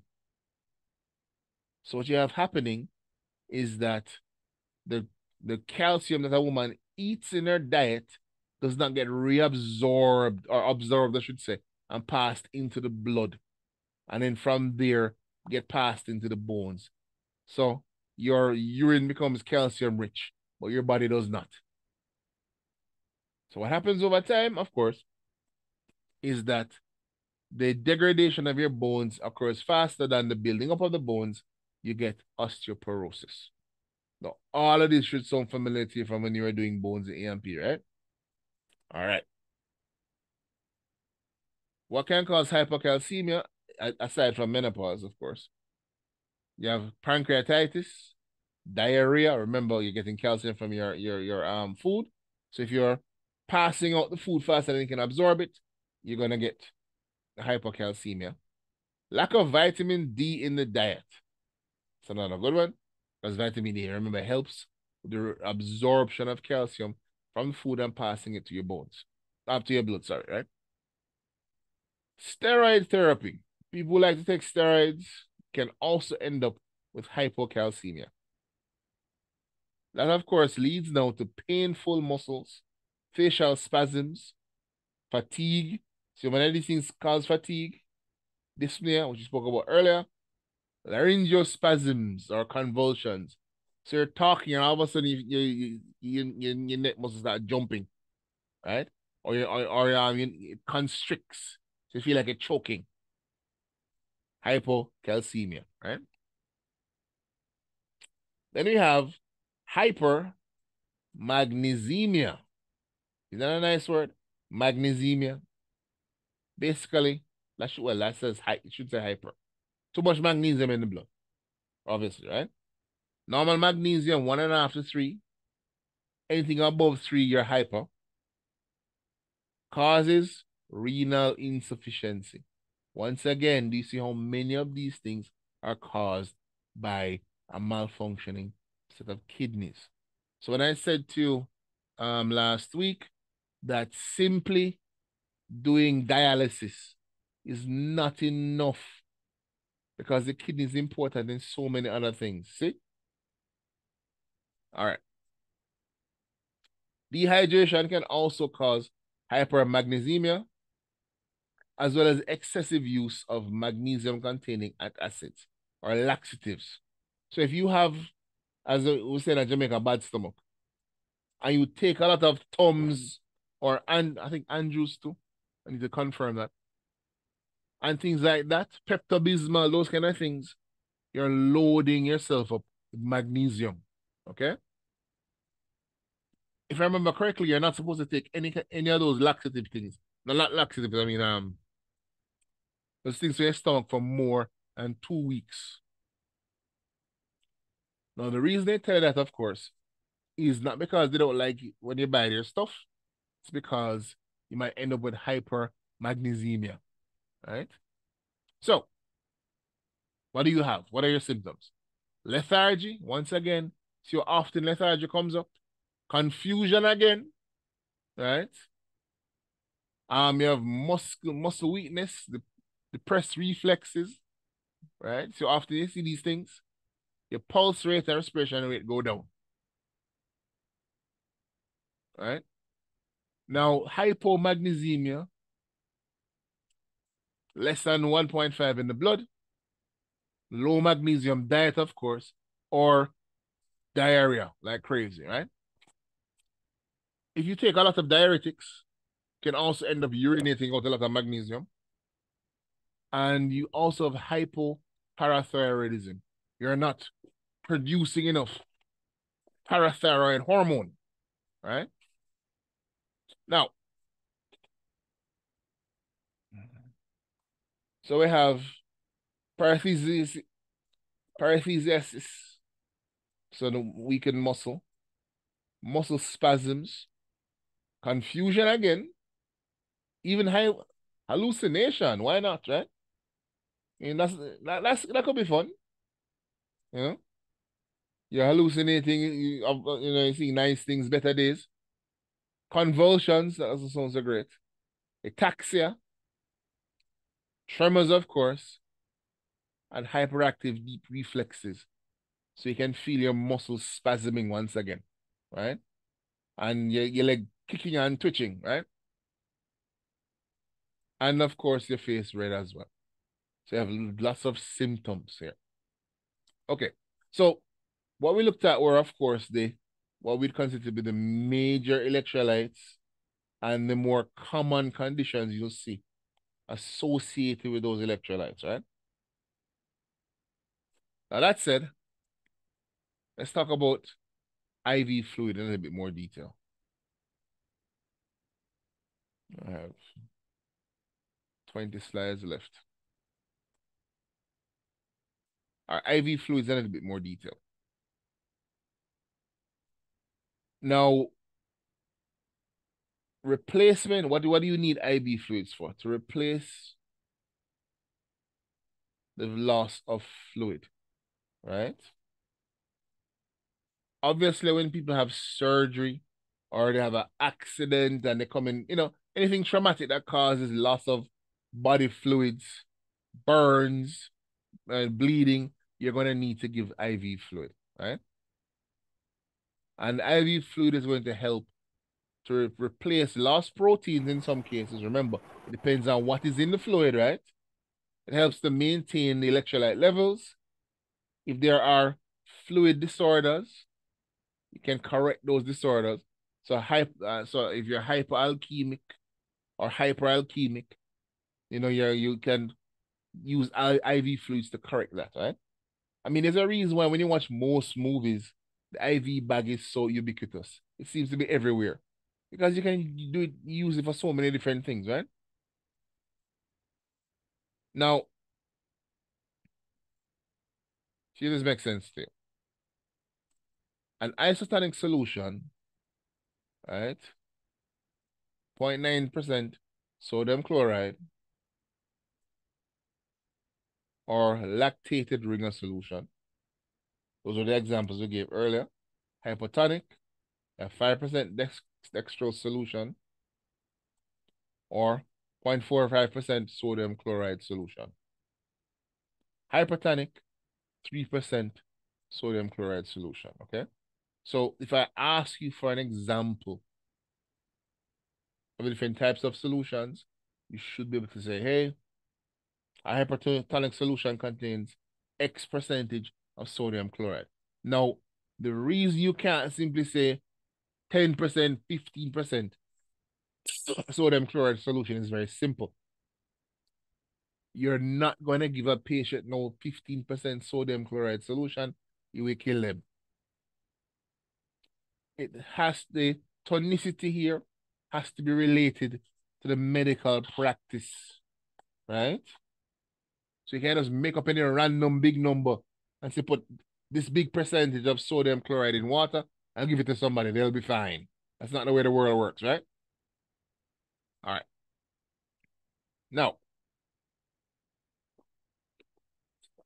acid base. Remember that we need to maintain a stable pH in the body. But not all parts of the body have the same pH. As I'm sure everybody knows, pH of blood, 7.35, 7.45, right? The pH of your stomach, for example, is normally in the 1.5 to 2 range. So your body has to be able to maintain a strongly acidic pH in the stomach, a slightly alkaline pH in your blood. And how does it do this? It helps if your body can regulate hydrogen ions. Your H plus. Or protons. I don't want to say protons, right? So remember, this is your hydrogen ions that makes substances acidic. The more hydrogen ions you have, the more acidic something is. In the, at least generally speaking, right? In the body. Now, the acidity or alkalinity of a solution is of course measured by the pH scale, as you know. You know the scale runs from 1 to 14. We're not going to go through that, right? Remember what I said about the blood? 7.35, 7.45, which is normal. Remember, everything we're doing it relative to the human norms and not relative to chemistry, right? So even though 7 is neutral, we say 7.35 to 7.45 is normal.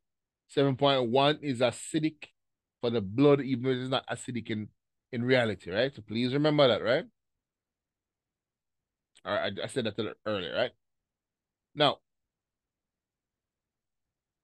let's talk now about the buffer systems. Remember what I said to you about buffers earlier?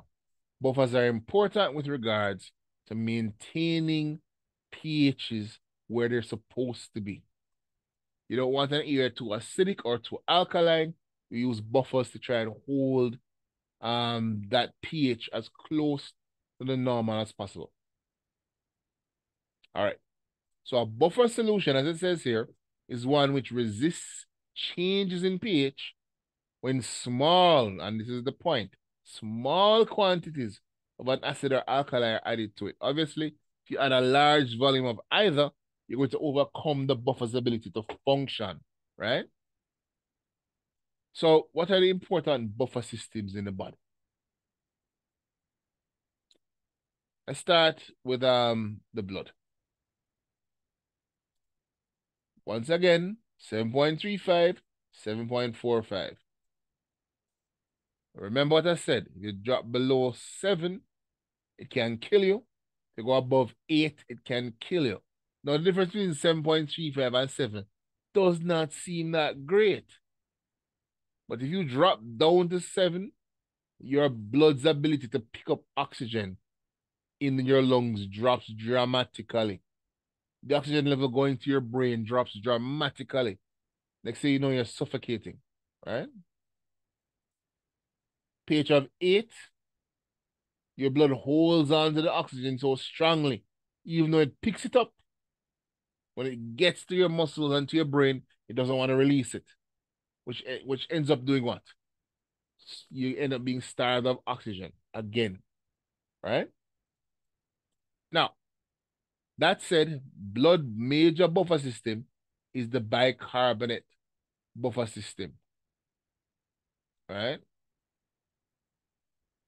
As it says here, some carbon dioxide is going to be combined with water, of course, to form your bicarbonate. Your hydrogen carbonate, which will dissociate to give you the bicarbonate ion and 1 proton. Remember that, right?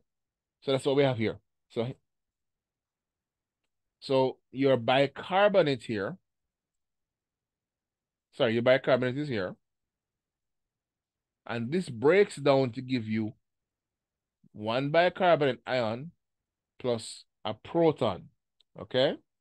And this is a reversible reaction. Remember, please, from respiration, this is how you carry 70% of your carbon dioxide. Carbon dioxide plus water plus plus the anhydrase, carbonic anhydrase, you get H2CO3. In water that dissolves and dissociates to give you protons plus HCO3. Protons are carried by the blood cells.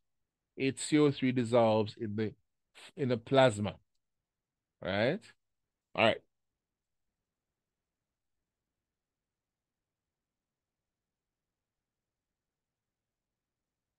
All right, you can review this later. It pretty much has what we've been talking about, right? Now, in addition to the bicarbonate buffer system, You also have protein buffer system and phosphate buffer system. Okay. So you have protein, bicarbonate, and phosphate buffer systems. Remember, they're all trying to maintain a stable pH in the body. All right, proteins.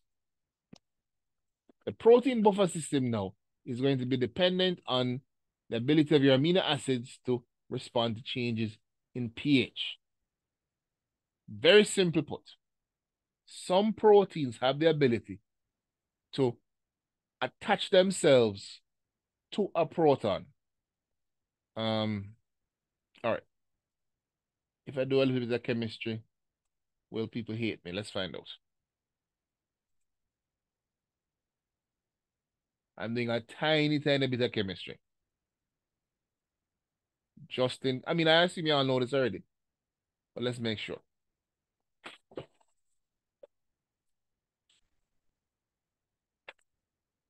Now, one of the great things about proteins.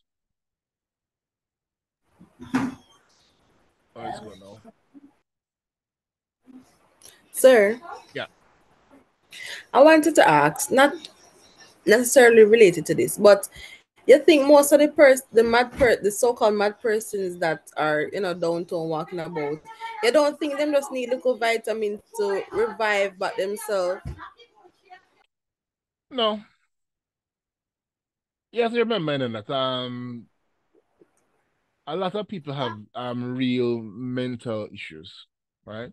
Mental deficiencies that are caused by either physical damages to their brain, or in some cases, are simple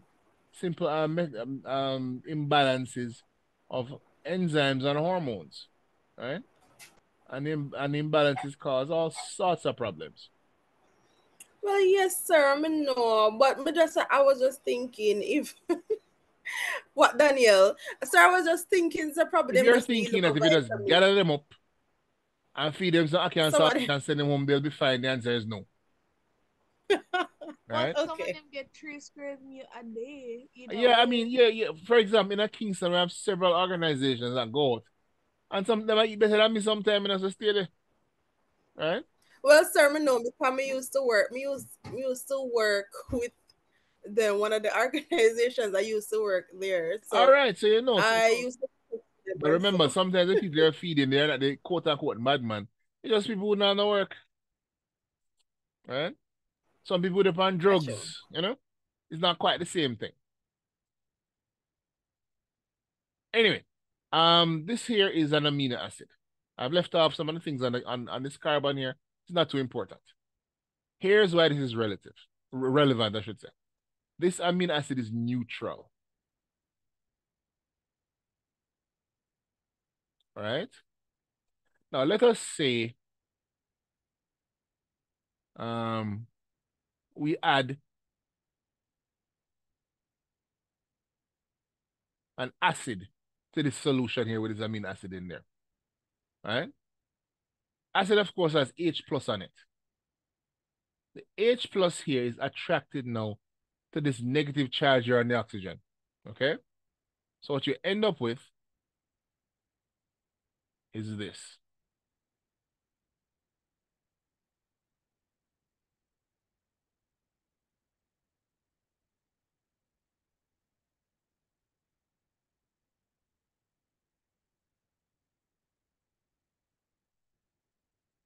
Right.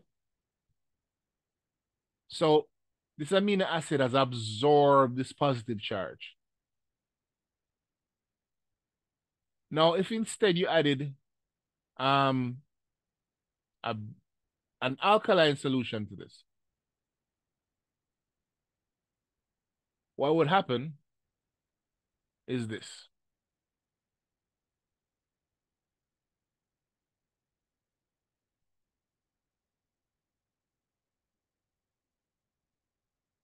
Oh, sorry, I'm doing it the wrong way. This is when they add an acid to it.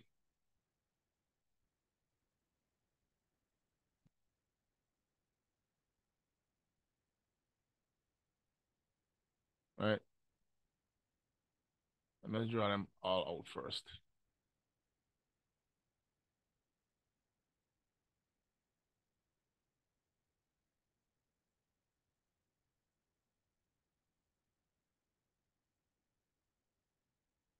The idea here is that when you add the protons in, the proton can attach itself to the amino acid, right? When you add a basic solution, the same proton here can detach from the amino acid. All right? So it absorbs protons when they're in excess and releases them when the solution is too alkaline. So it's acting, somebody says deuterion, which is quite correct. Right? So it's acting as a storage device for protons. And by holding on to the protons, it means their effect on the solution is minimized. Okay. So that is the importance of your amino acid buffer system. They can hold the protons, right? And release them when the pH changes again. Hopefully that makes sense to you, right? Just remember that part. Amino acids can pick up protons when things are acidic and release protons when things are basic. If you can remember that, you should be okay, right? Now, contribute to the regulation of ECF and ICF pH. Obviously, you find protons in the blood like albumin, and you have a whole heap of different types of protons in the intracellular fluid inside the cells, right? Now, it mentions two important amino acids, histidine and cysteine, which are involved in the buffer system. Now, as it says 4 o'clock, but I have like 10 slides left. I really want to finish. Right? Really, really want to make sure we can do that digestive system Friday coming, right? So bear with me. Now, it also mentions that plasma proteins can also act as a part of the amino acid buffer system. Well, as a buffer system as well. So plasma proteins can also pick up protons. Right? It mentions extracellular protein fibers in interstitial fluid can basically bind these protons, right? As well as structural proteins in intercellular fluid can bind to the protons. So what is going on here? Protein buffer system is controlling the release or grabbing of the proton. That's what's important. Remember, when there's too many protons, the proteins hold on to them, which reduces their effect. When they're not enough protons, it releases them to cause the pH to go down. Okay? So if the pH increases, right, the carboxyl group of the amino acid loses its proton to become a carboxylate ion. Some amino acids have an R group. R group is their functional group that can also donate protons if need be, right?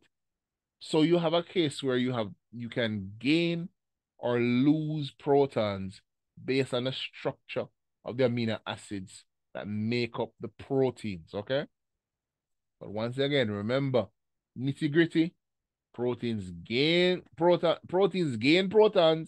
when there's plenty of them around, so the place is too acidic, and it loses them when the place becomes alkaline because it's too basic, right? Thus, you balance the pH, right? All right. Now, hemoglobin buffer system. It is the only intracellular one you're going to find. Remember when we were doing transport of carbon dioxide, we spoke about protons being carried by hemoglobin molecules, right? Hopefully y'all remember that, right? The only intracellular buffer system that has an immediate effect on pH of the extracellular fluid and helps prevent drastic changes in pH when partial pressure of carbon dioxide in the plasma increases or decreases. Remember how this goes. You produce carbon dioxide during respiration. The carbon dioxide, carbonic anhydrase and water gives you the hydrogen carbonate that goes in the blood. You have dissolution. You have the bicarbonate ion dissolving in the blood. You have the proton. The proton gets absorbed into the red blood cell, sticks onto the hemoglobin molecule, since it is not in the plasma anymore. It is not affecting the pH of the plasma. So your blood's pH never drops below the 7.35 under normal conditions, right? All right. So here we have it. Carbon dioxide, water. Don't forget the carbonic anhydrase up here somewhere. Gives you this. That goes in the blood. That go as in serum or plasma. This goes in the hemoglobin to be carried, right? As it says, if the pH decreases, the protons will be removed, right? So when you go to an area with a lower pH, you have this reaction occurring. Which of course means that you get back the carbon dioxide to release it at the lungs. Right? And the reaction moves in the opposite direction if the pH increases, right? Protons are released instead. All right. Hopefully this is making sense to you, right? All right, so far so good, I assume. Now, acidosis and alkalosis. We only have like 6 slides left. Obviously, acidosis is too much acid and alkalosis is too much alkalinity. But notice that we have separated into 2 types. You have respiratory and you have metabolic, right? So let us distinguish between respiratory acidosis, respiratory alkalosis, metabolic acidosis, and metabolic alkalosis, right? Now, we did this already when we did respiration. Respiratory acidosis can be caused by hypoventilation. Hypoventilation means you either breathe slowly or you stop breathing entirely, right? And of course, when that happens, the carbonic anhydrase is still working on the carbon dioxide. You're still making carbon dioxide. So what is happening now? Your blood is filling with the bicarbonate ions. Your hemoglobin is filling with the protons. But because you're holding your breath, you're not getting rid of these protons. So all of a sudden, you need more space to put them. I can't find any space to put them, so they end up in your blood. Right? Because you're not clearing the protons out of the hemoglobin fast enough. The protons stay in the blood for longer than it should. Your blood now becomes more acidic. Now, as it says, there are symptoms: failure to ventilate, suppression of breathing, disorientation, weakness, coma. Now, obviously, hyperventilation can cause that, but what if you're not hyperventilating? What else can cause it? Lung disease. You remember emphysema that we spoke about when we were doing respiration, right? And how the alveoli are damaged and they're broken open to form these big sacs instead of the nice small ones. And how this reduces the ability to absorb oxygen. So somebody with emphysema can develop respiratory acidosis.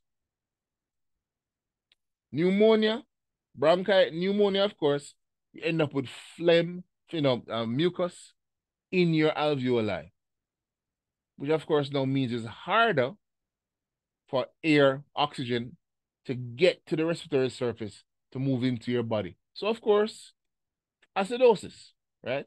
It means you can't get rid of the carbon dioxide fast enough. You can't take in the oxygen fast enough. Acidosis. Bronchitis, the bronchioles swell shut, so less air passes through them to get into the alveoli, which also means less air passes out. Buildup of carbon dioxide, again, acidosis. But remember, in all cases of this type here, it is the lack of the ability to get rid of the carbon dioxide by breathing it out that causes the acidosis. Hence, respiratory acidosis, right? If you can't breathe it out, it's respiratory. All right. Now, it also mentions your treatments. It mentions your infusion of bicarbonate, because, of course, bicarbonates are alkaline. And so that is going to help to neutralize the acidity of the blood. You might also want to put this person on oxygen, right? To also help with the clearing out, right? Then now we have respiratory alkalosis. So acidosis, you're not clearing CO2 fast enough out of the blood. So it builds up. So what is alkalosis gonna be about now? So alkalosis increased rate of depth of breathing. So you're basically hyperventilating. You can feel numbness in extremities, you can feel lightheaded, you can get cramps, the tetany, right? Now remember when we were in respiratory lab, I asked you all to hyperventilate. I think we did it. You are essentially causing respiratory alkalosis. Temporary, very temporary, but still, right? Which is one of the reasons why some people got lightheaded. As it says, causes hyperventilation due to anxiety, hysteria, people panicking and start breathing rapidly. Fever can cause that as well, because your breathing changes during fevers. Exercise, obviously, right? Anything that can cause your breathing rate to spike and stay high for a while can cause respiratory alkalosis.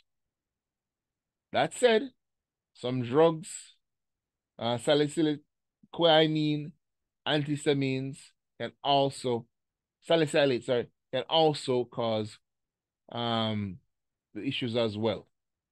All right. All right.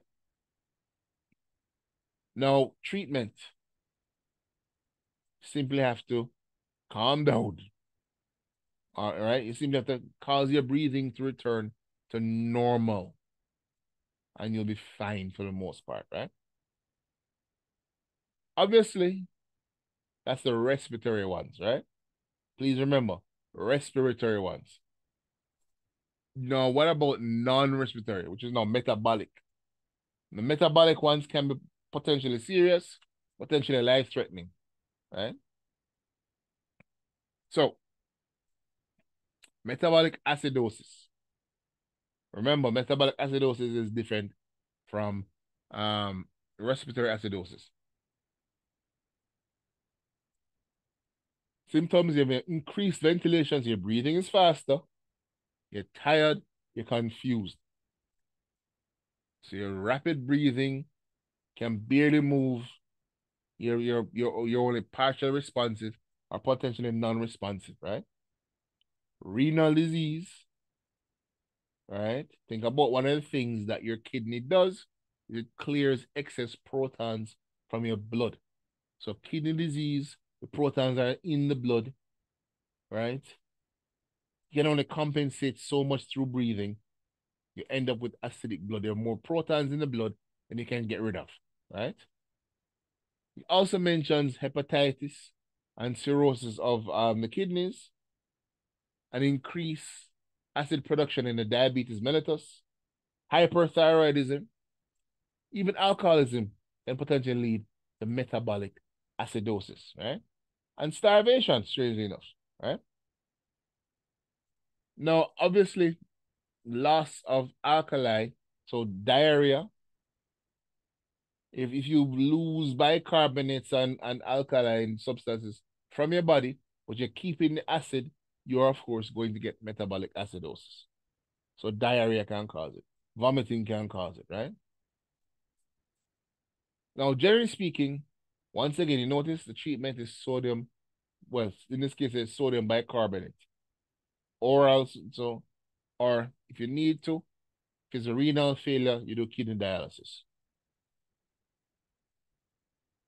Now, obviously, the kidney dialysis, when we spoke about dialysis, we were speaking about urea alone, But obviously, we also have to get rid of excess protons and salts and other things from the urine as well, right?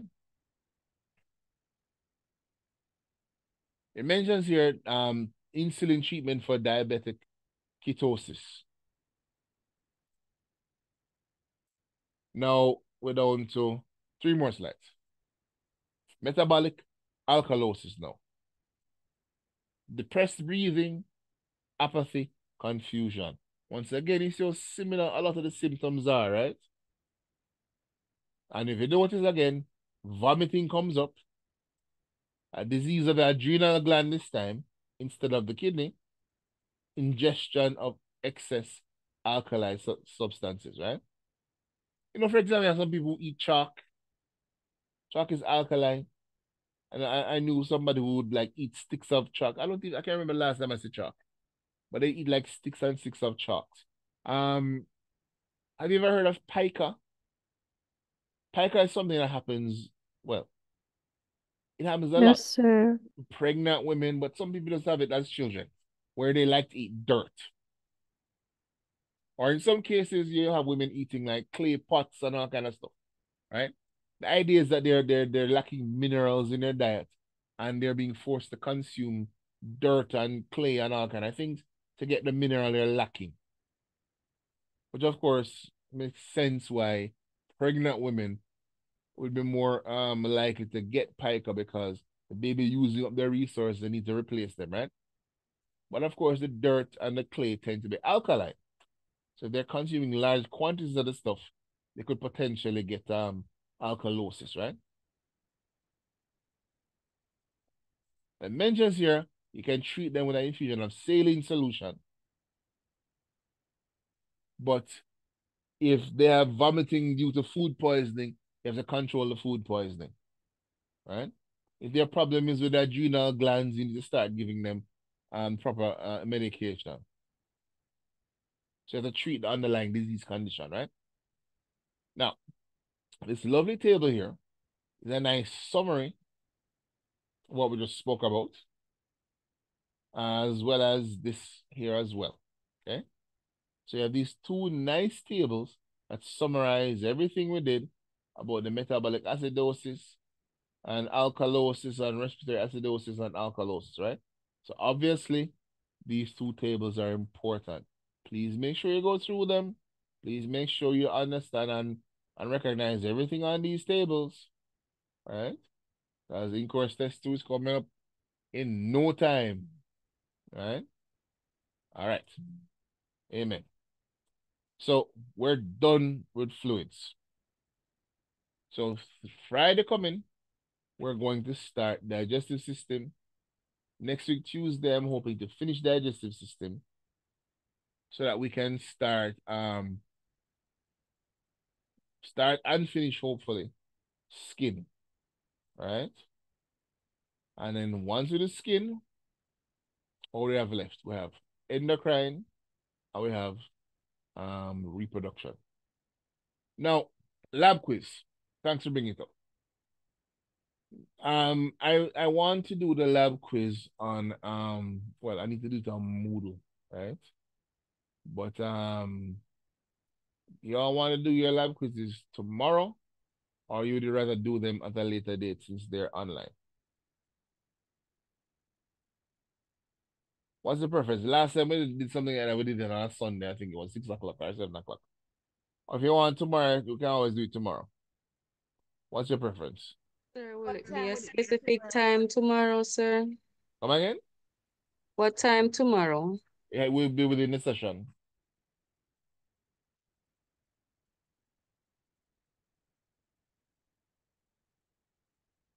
Okay, I'm not hearing any answer. So what's the alternate time that you gave us a while ago?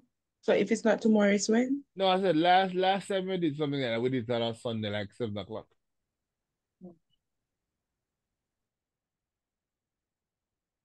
So question is no. What's your preference?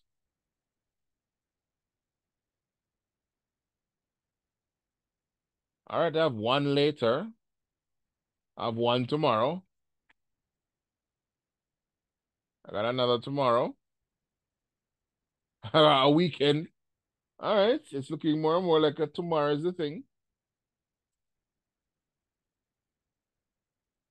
All right. It seems to be overwhelming for tomorrow. Okay. So I am going to put up the quiz online. What I think what I'm gonna do is I'm gonna wait May I ask a a little bit question, sir? to put it up so that maybe Um, they can see it before it go up. There's not a lot of lead time. That can have sir, an argument. Yeah. will it open and close within the time that we have labs?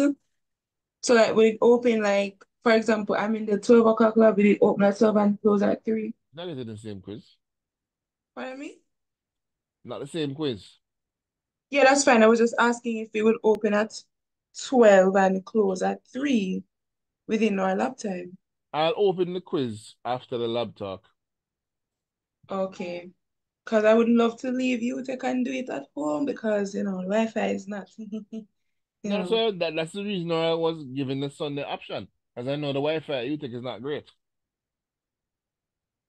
uh, But I don't know.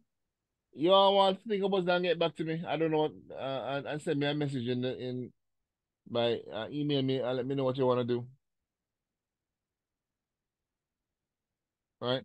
So yeah, have your rep Yes. send me an email later today, no? And let me know. Because as I say, it don't really matter to me either way. But I do know that UTech yeah, UTech Wi-Fi is not the best.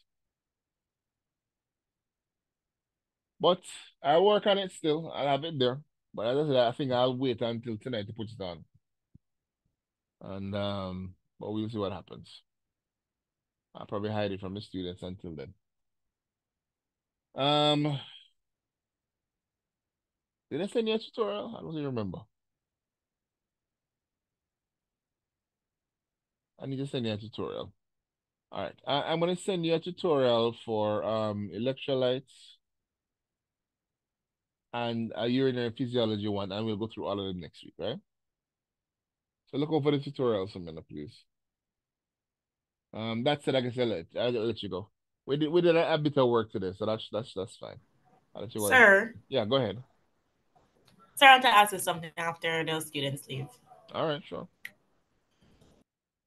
All right. I guess we'll stop here for today. Remember, we're starting digestion on Friday, and I will post a tutorial for electrolytes and one for urinary physiology today. And we'll go through those next week, Tuesday. So look out for that. So please remember that means that next week, Tuesday, we'll probably go down into the potentially 6 o'clock, right? Depending on how long it takes. All right, folks. Otherwise, I guess we will speak on Friday. Have a good rest of your afternoon.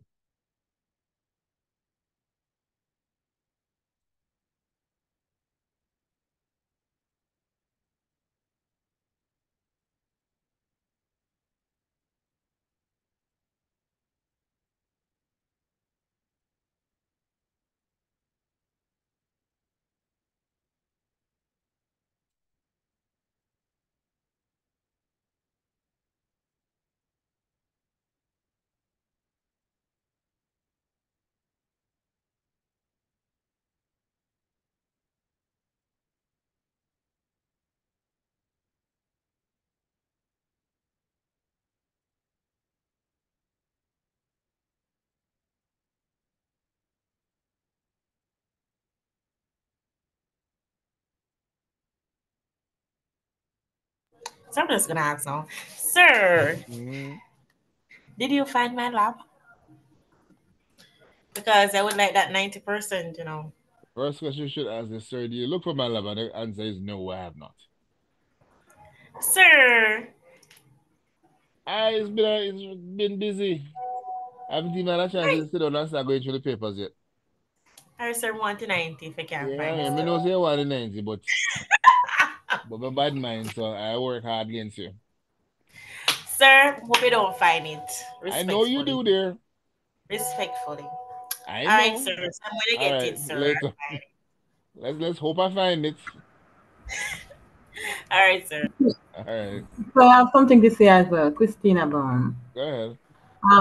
Regarding to the quiz, just a reminder that I do not have access to ANP and Moodle, so would you mind having a place on the canvas for me, please? Send me an email so I remember. All right. Thank you very much, sir. All right, anybody else? Okay. That's full of zombies. Anyway,